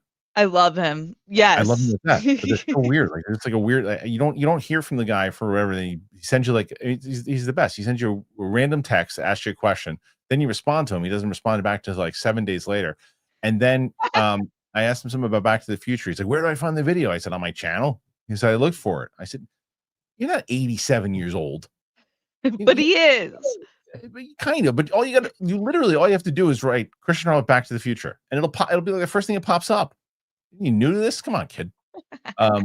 Go, pal. I think my intro to Star Trek was 4 in the theater for a friend's birthday, then The Next Generation, and backfiling some TOS and movies. Not a super fan, but I agree it's best to start with JJ. The 79 movie is a slog. Yeah. I think that's what I don't want to do with Steph. I don't want to introduce her in the same way that I'm not going to introduce Sam to Star Wars with the prequels, right? If I introduce Sam to the prequels on her first movie, she's going to bail and she's not going to be interested in it. If I introduce her to Rogue One for her first movie leading into the original trilogy, she'll start to get more invested. So yeah. I know I used to be like start in order, but now I'm more like I think just start either with like Rogue One and then go into the original trilogy. Right. So yeah, we'll get into those movies eventually too. I have such a great list now for stuff. Stuart Pike, movie reaction. Steph's seen The Lost Boys? Yeah, I've seen The Lost Boys. I think I've asked you that before. Yeah, you have. Great movie. Love that movie. It is. I've watched that movie recently. It's so good. I'm surprised they haven't done a remake or a sequel to. Oh, I know they did shit. I think they're going to. Are they? Maybe. Joyous Romer, support for Steph. May the force be with you guys. To you. You too. Right. Eclipse. I would love to see Hondo again. If in live action, my dream casting would be Johnny Depp. Agree? Or am I typecasting too hard? No, you're not typecasting too hard. That would be, I mean, you'd get buzz on it if you can get it, but I don't think it would happen.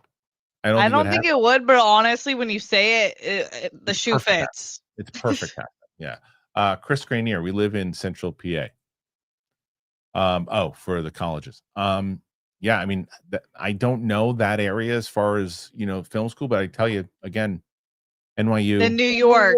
Yeah. So NYU, that he could visit home. UCLA, USC. I mean, that's way outside of Central PA. Boston, I think, has a decent film program. Okay. Hilarious. Trey Porter, damn, Chris, I know. I understand why you told Sarah you wanted to develop a chest for jiu-jitsu. Just kidding. Good shit and fitness. Yeah. That's always my issue. Again, the picture stuff, like the definition still needs to come in. That's what I need more of. That's what I need. Like, it's like I've never had a chest. And I'm saying, I told Sarah. Well, first you have to shred the fat. Yeah, and it's getting there. It's getting there. Yeah. Yeah. Nathan Drake, Steph versus Kristian, a schmodown match today. Who wins? Schmodown? Oh, I'm losing every time. Yeah, a schmodown match. I'm not good at like pulling trivia like that. Yeah, I mean, look, my brain's a little fried too. I'm still former champion, mother ass. Yeah, let's see. Here, trivia question for you, Steph. Who did I beat to win the title? John Roca? Nope. Okay. Mike? No, he never won this. He never had the singles title. I don't know. Oh, Snyder. Oh, okay. Right. It was the shittiest match of all time. We both were on, had some of our we had the worst performance, one of the worst title matches of all time. I was involved in two of those worst title matches of all time. That one, and then just getting annihilated by Sam Levine. Sam's not fair. He's like a computer. Well, no. It wasn't just that. I was on a roll. I had beaten Bibiani, I had beaten Merle, I had beaten Snyder, I had beaten a ton of people back to back. I was on a roll. And no excuses, because Sam was just on fire that day. But like, I was running the Spectacular all day long. It was Spectacular 2, I think, and I was running it all day long. I was more than exhausted and running events and dealing with personalities and everything. And then I had to compete at the end. Yeah, that's too much. My ass handed to me. All right. Brandon Summers, 94 episodes of Attack on Titan, but you love it. Everyone tells me I would love it. That makes more sense. That does make sense because it's like 4 seasons, 30. Yep. Joshua Gonzalez, Dewal, Dulhania, La Zhang, and Kabi Kushi Kabi Jam are great. Artistic ones you can see are the Apu trilogy, India's Bangladesh masterpiece. Let me do a screenshot of that. Yeah, wait, is Bahu Bali on your list? No, I guess not. Can you text me I'll send you. I'm gonna send you my favorite ones because I have ones that are like some of my favorite movies ever now. Okay, great. Yeah, send them to me. Okay, Nathan Drake, can you read some reviews for The Toy on the Rotten Tomatoes? No, because I'll be upset. The Toy is one of my favorite movies. I love that movie. The Toy, and it's got like 35% on Rotten Tomatoes. Horrible. I hate when that happens. Horrible. I love that movie. Hilarious.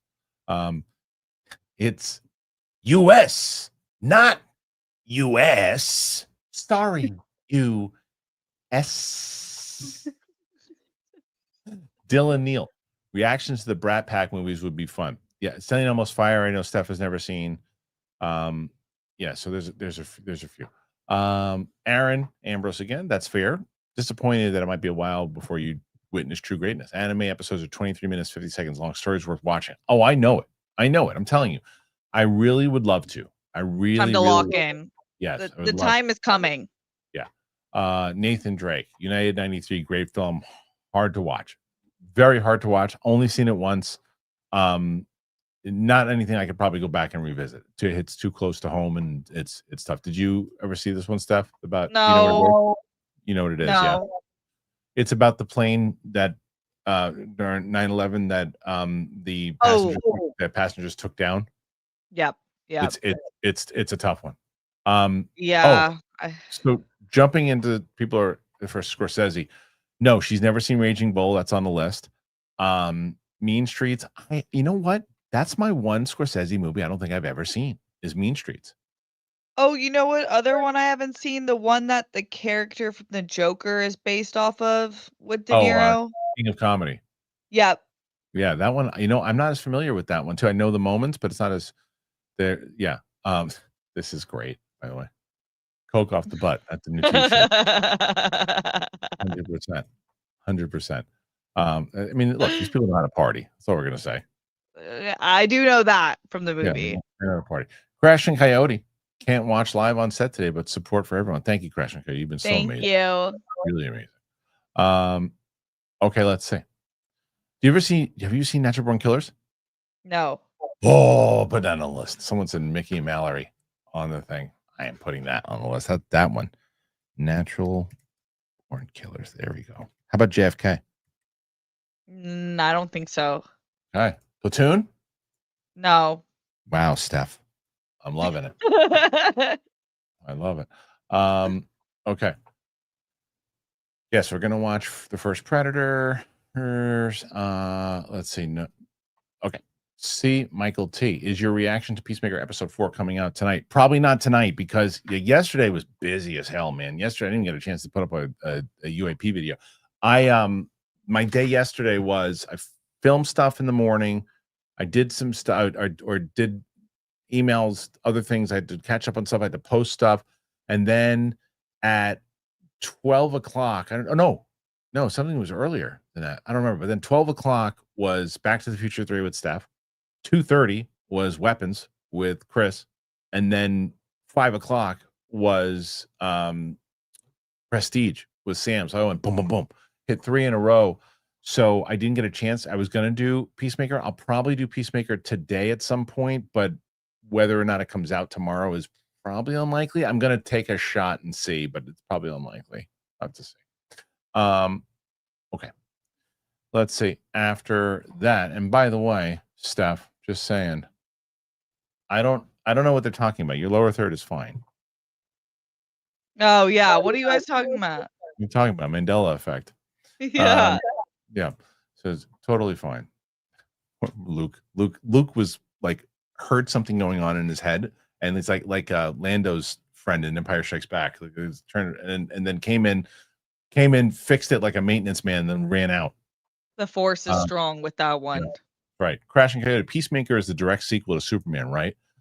No, because the events of that movie don't carry off. Like it's not like a continuing story to that film. Like it's in the same universe, but it's not a direct sequel. No. Weird Science has to go on the list. 100%. Give me the keys, man. I'll drive. Yeah. I like the title. Do you know anything about it? Nothing. Oh my God, I love it. Bobby Jackson. Hey, Steph, I think Harry should give lessons on how to look in pictures because I suck at it. Kristian, what's Sam's timeline when you're going to show her Star Wars? Probably going to be a little bit, Bobby. We'll get to it before Mando and Grogu, obviously, but it's probably going to be a little bit because she's got her Nolan journey, then she's got the X-Men journey, which will take a while. Then she's got the Harry Potter journey. That's going to go for a bit, and then we're going to get into Star Wars, and then we're probably going to catch up on some DC movies. Also, she wants to see Man of Steel and those other movies too. So we're probably getting to the DC movies eventually too with her. So we're going to be a little bit before she gets to Star Wars, but she'll get to it. She's Bobby, dreading it. I have Sam's also. She's liable to cry really easily, right? Yeah. Okay, I have the best. If once you get into the Indian films, the film that made me cry the most in my life. Yeah. Is what? It's called My Name is Khan. I've never cried more in my life. It's a 9/11 post 9/11 movie too. Okay. Yeah. But it's different. But anyway, but yes, Bobby, to your Harry thing, after that episode, I was like, I think I want to do a full episode with him. Harry's teaching me how to be more photogenic. No. And it's actually really helpful for everyone else too, because no one's really photogenic unless you're a model. My wife is. Oh yeah, I know she is. She is. Yeah. She was like, maybe like she'll have a camera run I once gotta the like. kids are grown. I know I wasn't gonna. I don't really. Where is it? There's a picture that I have of her she took for her birthday. Posted one on Instagram, but I got to show you. Like, I'm going to show you this picture of her, and like this was us going out one night. We're going out to where were we going? Oh, my friend's birthday, Barnaby's birthday. Barney. Yeah, it was Barnaby's birthday, but and I told him, Steph, I told him that people wanted him on the air, and Yes. he's like, I'll do it, and I'm like, yeah, of course he said yes. You know, it's matter of me. Matter of me wanting to put him on. It has nothing to do with anything else. I'm just afraid what he's going to say. He said you should probably pre-tape me with me. I said that's exactly what I'm going to do. Anyway, look at this smoke show. Oh my gosh! Yeah, see, Right? that's natural. That's just like she's got it. She's got it, and her face structure is incredible. Totally. Yeah, that's an amazing pick. Yeah, See, I see people being like, "Oh yeah, you're photogenic." I have to take like 50 photos. I'm sure Kristian took, and guys taking photos, it's usually a flop. So so that's all her giving that, and like she probably did that on like the 5 shots. You know what I mean? I need like 40. Hilarious. Yeah, she was looking good that night. She always looks good. All right, go pal. Haven't seen Planes in forever. Hope it holds up. Planes, Trains, It does. Yeah. I rewatched it during the pandemic, and they're like, I mean, that's one of the movies I've never laughed harder than in Planes. It's so good. You're talking about Planes, Trains, and Automobiles, right? Yeah. Okay, yeah. Okay, so next one after that, Crashing Coyote says, I emailed you. It's the team email, correct or wrong? I checked with them and they said they didn't get it. So where did you? What email did it come from? Did it come from Crashing Coyote? I'm gonna tell them to check spam and see how you titled it. But yeah, I like to not lose emails. I'd like to see that if that's the case. I'll double check and see. Eclipse. Wasn't Sam Witwer the live action mall at the end of Solo? His voice was. Still waiting for that payoff, by the way. Wasn't his voice was, I thought.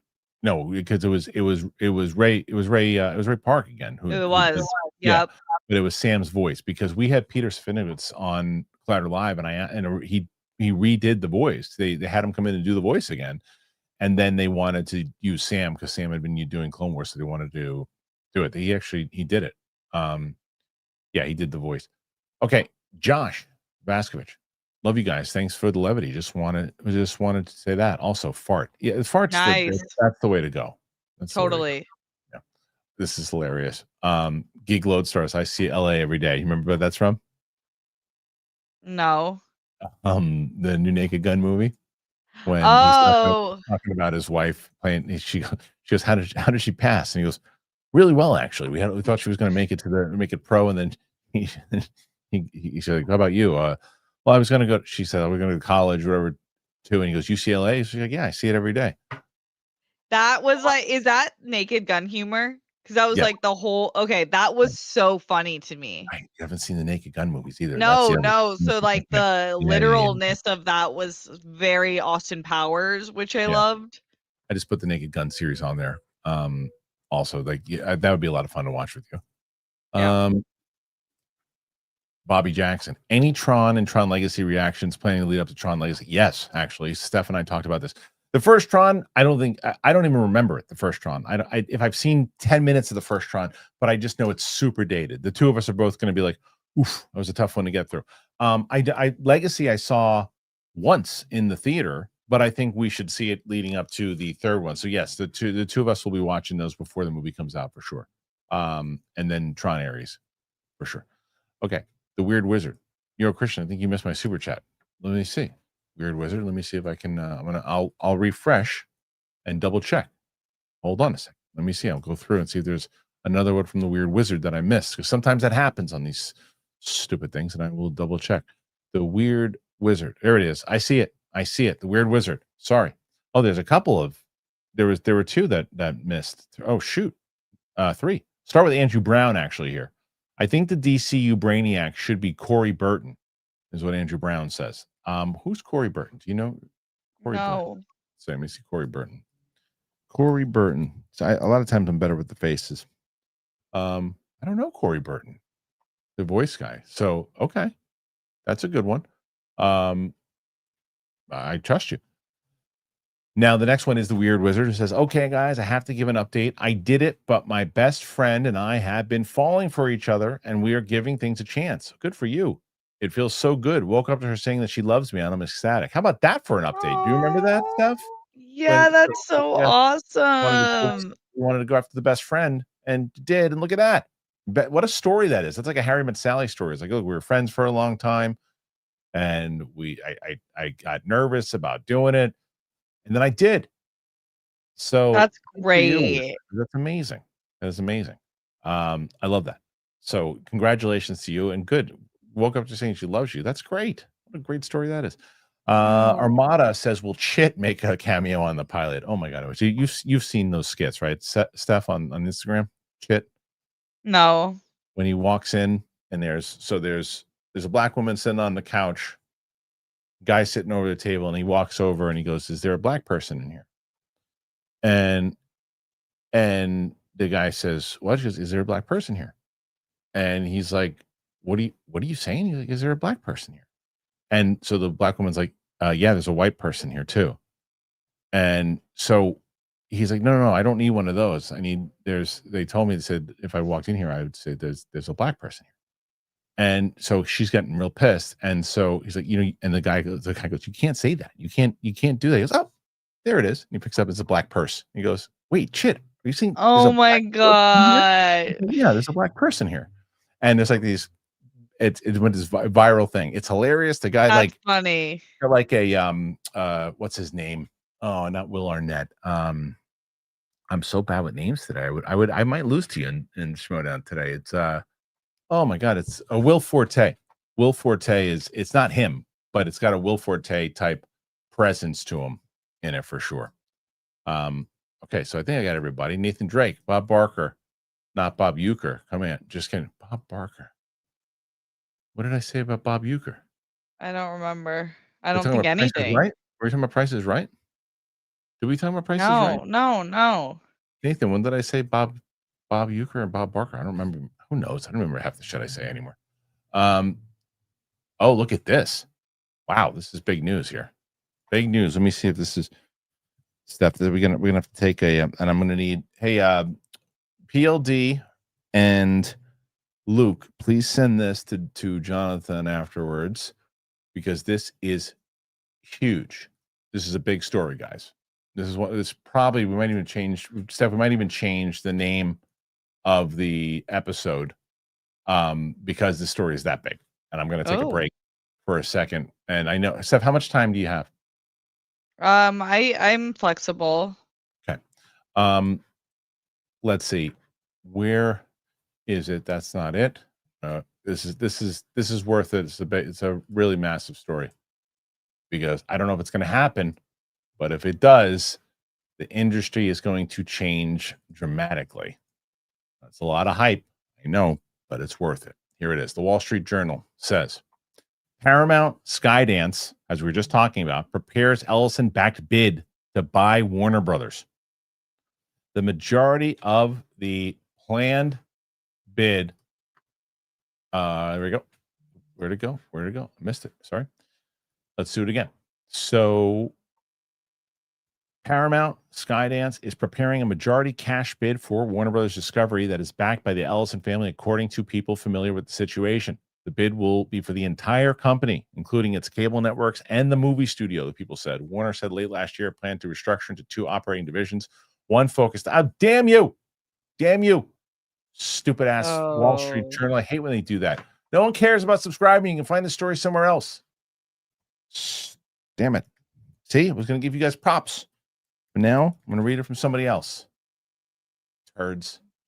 Turds, I say. Turds. Damn it. All right. Let's read it from somebody else. Come on, man. Let's go to Variety. Eventually we'll get there. Come on, Variety. What, you guys are letting me down here. Okay. Warner Brothers Discovery shakes spike on report. David Ellis' Paramount Skydance.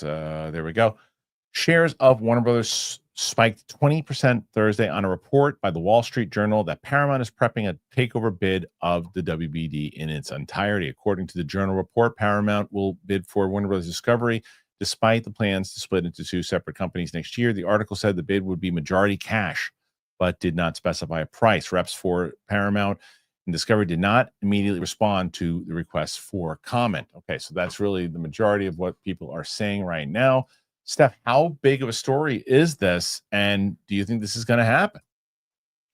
It's massive. I feel like it will happen with the right price, but I kind of hope that it doesn't happen. I feel like I like more networks and more companies having, I don't like the monopolization of every single streaming network. I'm like, it kind of makes me a little bit nervous, especially I feel like there's so many moving parts of it and people who are like kind of enacting their will on entertainment in a way that it doesn't feel very cool to me, but it probably will happen with the right money. What are your thoughts?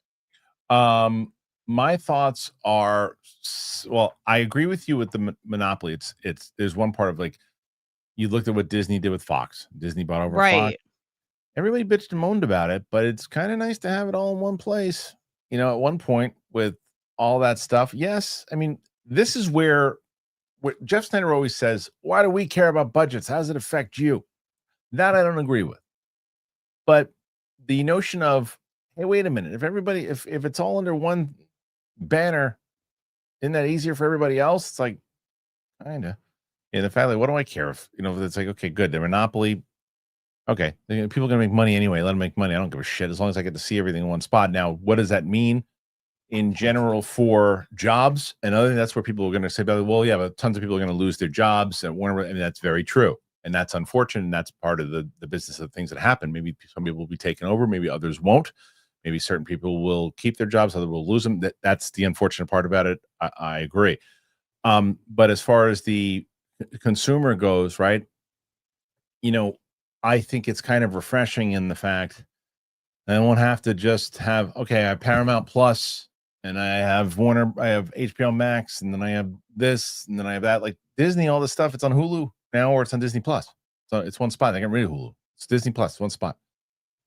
Paramount's gonna be one place. It'll be Paramount. All HBO Max, everything, it all goes in one spot. You probably go up a little bit more in the price point, but it's one spot now.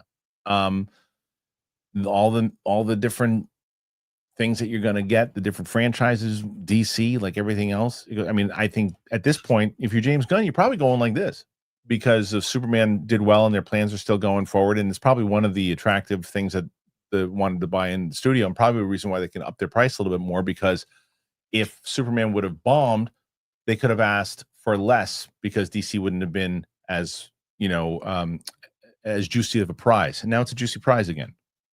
So I think this is something, and it also puts in competition against Disney. We always talk about how Disney has all the IP, and now it's really what it's Universal versus Paramount versus Disney, and you really only have to, and then you have the little studios and everything too. But the big wigs, that's really what it is. Is it unfortunate in the old school in the way that it used to be? Sure, but I don't know. Maybe it's a necessary evil. I don't know. I used to be on the camp that you're on where I'm like, oh, I like now look, Disney has Hulu and it's all in one place. But I honestly watch Disney and Hulu less now. And Okay. and that sucks because I love FX and I loved all the Hulu shows, but I find myself not clicking to Disney, and then by way of that, not having access to Hulu as readily. Interesting. I feel like it's a good thing for Paramount, as I feel like they're kind of the runts in the bigger Okay. streaming Yeah. sites. Yeah. They have Mission Impossible, and they had I Right. think like the 1917, 18, Yeah, they don't have a lot of IP though. You're right. 85 series, and Yeah. but they don't have a lot of IP, so I feel like it's really good for them because HBO will always have respect because Yeah. they've had so many legendary shows. Yeah. So I feel like it only helps them. But yeah, I'm worried that I kind of like, I don't know, it's like I like being able to be like, oh, I'll go to Netflix. Oh, I'll go to like I know there was a moment where I was like, there's too many, but now I'm like, like I kind of like the freedom of having more to look at. And then when you have so many things on one, then they get lost. And then it's like I feel like they wouldn't get as promoted because there's only on one. Maybe, but I'll tell you what, the selfishness on the DC side of it, the chances of Brendan Scanar getting cast as Batman will skyrocket because of the relationship he has with Paramount Plus, Paramount in general with, you know, Taylor Sheridan. The relationship he already is forming with Warner Brothers. So I think that is going to happen. I do. That is like the smallest fish to fry. Has nothing to do with this whatsoever, but it's the selfish part of it. What do you think about this? Do you think this is a good spot for the industry or a terrible spot? I'm sure most people are going to say terrible. Put your thoughts in there. Let me know. Okay, back to the questions. I'm sorry, Steph. Just had to talk about it.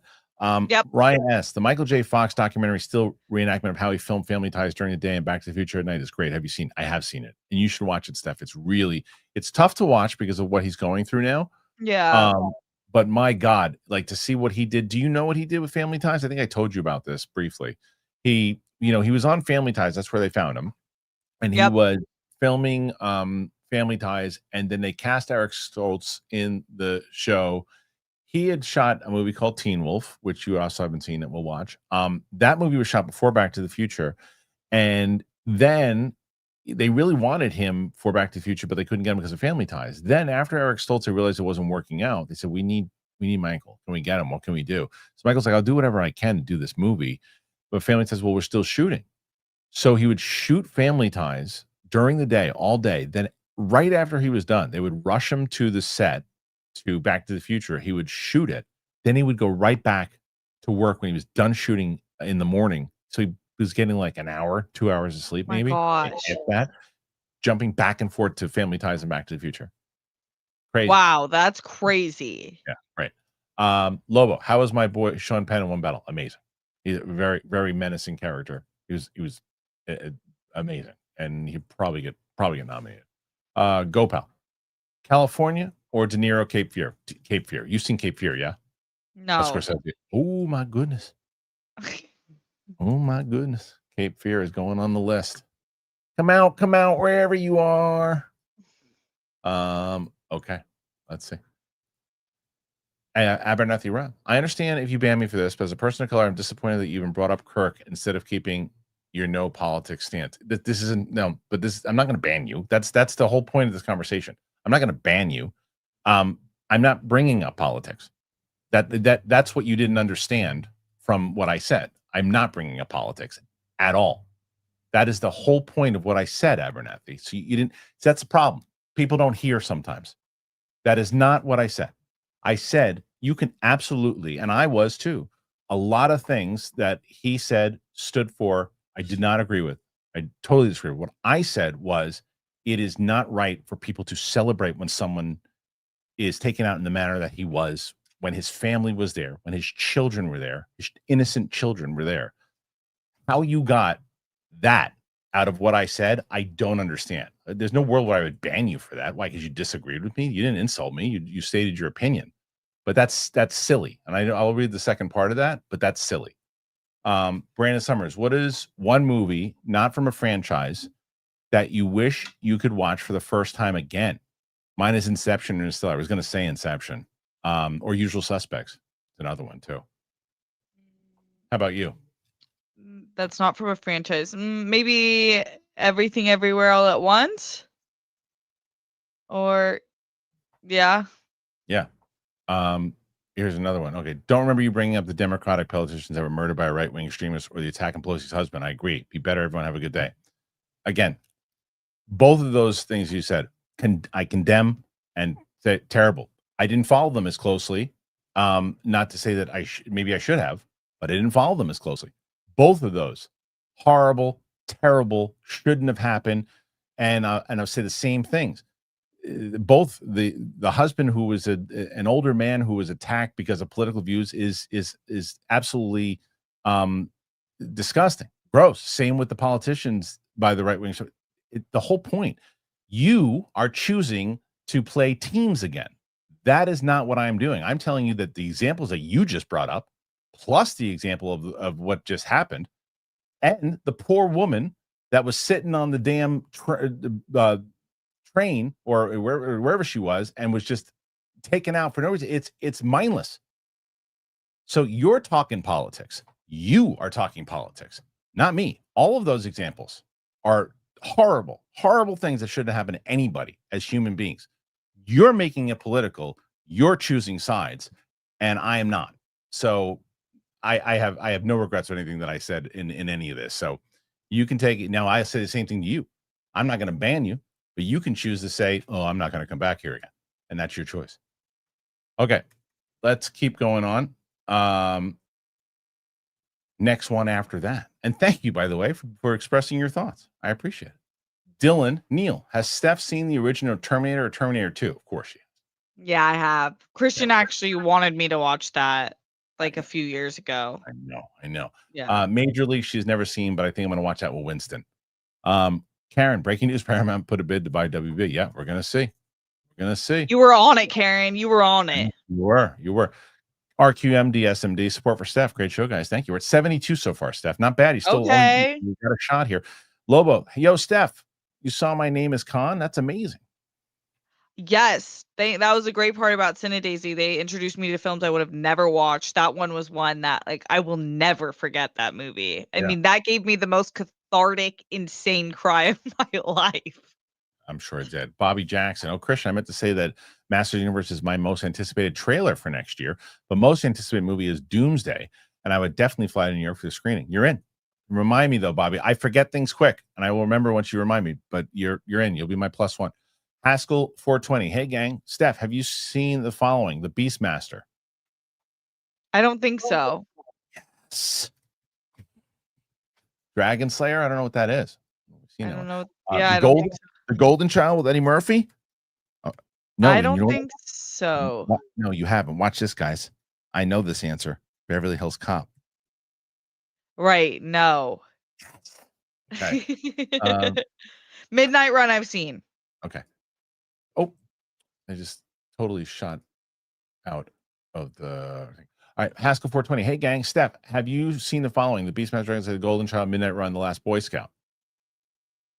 Haven't seen The Last Boy Scout. Okay. All right. Pooch Shoot Riot. Thank you, Ed, for those.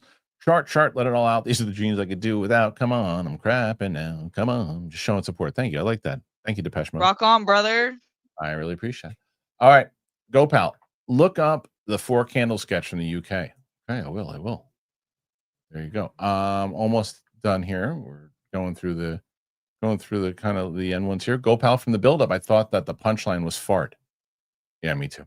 Bobby Jackson, if Paramount buys Warner Brothers, I'll finally get to see that Sonic vs. Flash movie that I never asked for. That's true too. What kind of crossover could they do, especially with like G.I. Joe, Transformers, and other things too? What could they do if they're going to do anything in general? I don't know. I'm not sure. Yeah, that's interesting. Yeah, it's interesting indeed. Okay, let's see. Next one after that, we have again 73. Crashing Coyote. Yes, it came from a Crashing Coyote email. You know what? Send it to schmoescontact@gmail.com. Send it there. All right, let's see. Day Napper.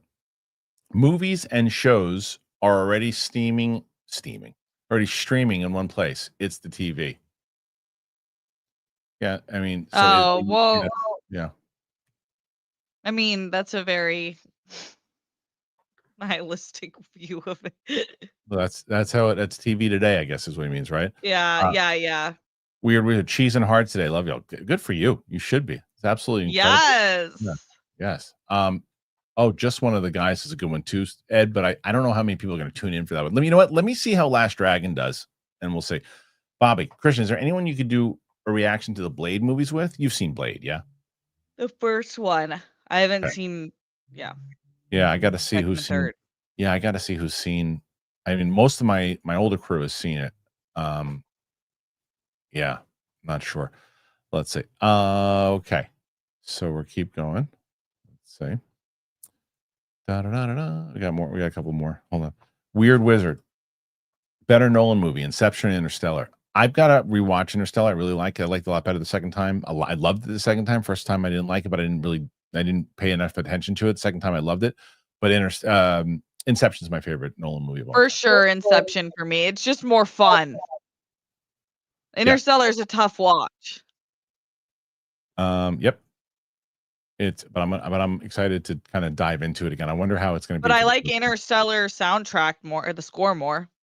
Interstellar score is pretty damn good. I don't know. Inception's pretty good too, though. I listen to Time a lot. Yeah. Let's see. Bobby Jackson, would it be possible for you to publish the list of movies you gave to the crew without the names of the crew so we can see what movies not to suggest? Yeah, it's possible. It's timing, Bobby. It's timing for me to try to get to it. So absolutely, maybe. Joyous Romer, Kristian, do you think Hondo will die in the new content? Nah, they won't kill him. There's no reason to kill him. Why? For what reason? Seattle KO, Flight of the Navigator, Steph? No. Oh, man. Okay. I love the chat here. Giving some good ones. Yeah, I mean, you guys know my weak spots, the 80s and 90s. GoPal also sent an email. Okay, I got to check in with them. Let's see. Also, GoPal and Crashing Coyote sent to the team email. Okay, let's see. We'll see what they say, but that's 2 emails that apparently haven't got. I'm going to have them change it back if they're not getting emails. Let's see. I think that's it. Okay, Steph, we did it. 77. We did it. 77. We did. That's a good number. That's a good number. And then we're going to be doing Predator this week or next week rather. I'm excited. Back to the Future 3 comes out this weekend. So before we let you go, let them know where to find you.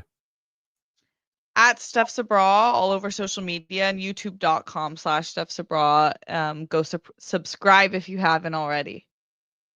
Thank you guys for joining us here today. Thanks to Steph for joining us here today. Make sure that you join us tomorrow. Chris Carr and Winston will be back for Capes and Cows with myself. Monday, I'm not going to be here. It's going to be Dan Merle. Speaking of the great Dan Merle, and John Roca will be doing the show on Monday together. I will be watching 2 movies and doing my out of the theater for both on that Monday. So tons of stuff coming out on the channel, guys. Tons. When I get off the air here today, I'm going to put this up on Spotify. Then right after that, I'm going to put Weapons up on the channel. So Weapons will be up. I've got the Dark Knight reaction with me and Sam tomorrow. Saturday is Back to the Future 3. Monday is The Last Dragon. Tuesday is The Dark Knight Rises. Then we're going to have Predator. We're going to have a lot of other things coming. So we got tons of stuff coming right now. So thank you guys. Appreciate you. And that's it. Thank you for joining us again. We'll see you on the flip side. Bye-bye. Bye-bye. Me stalling for the outro. Eventually I'll find it. Oh, there it is.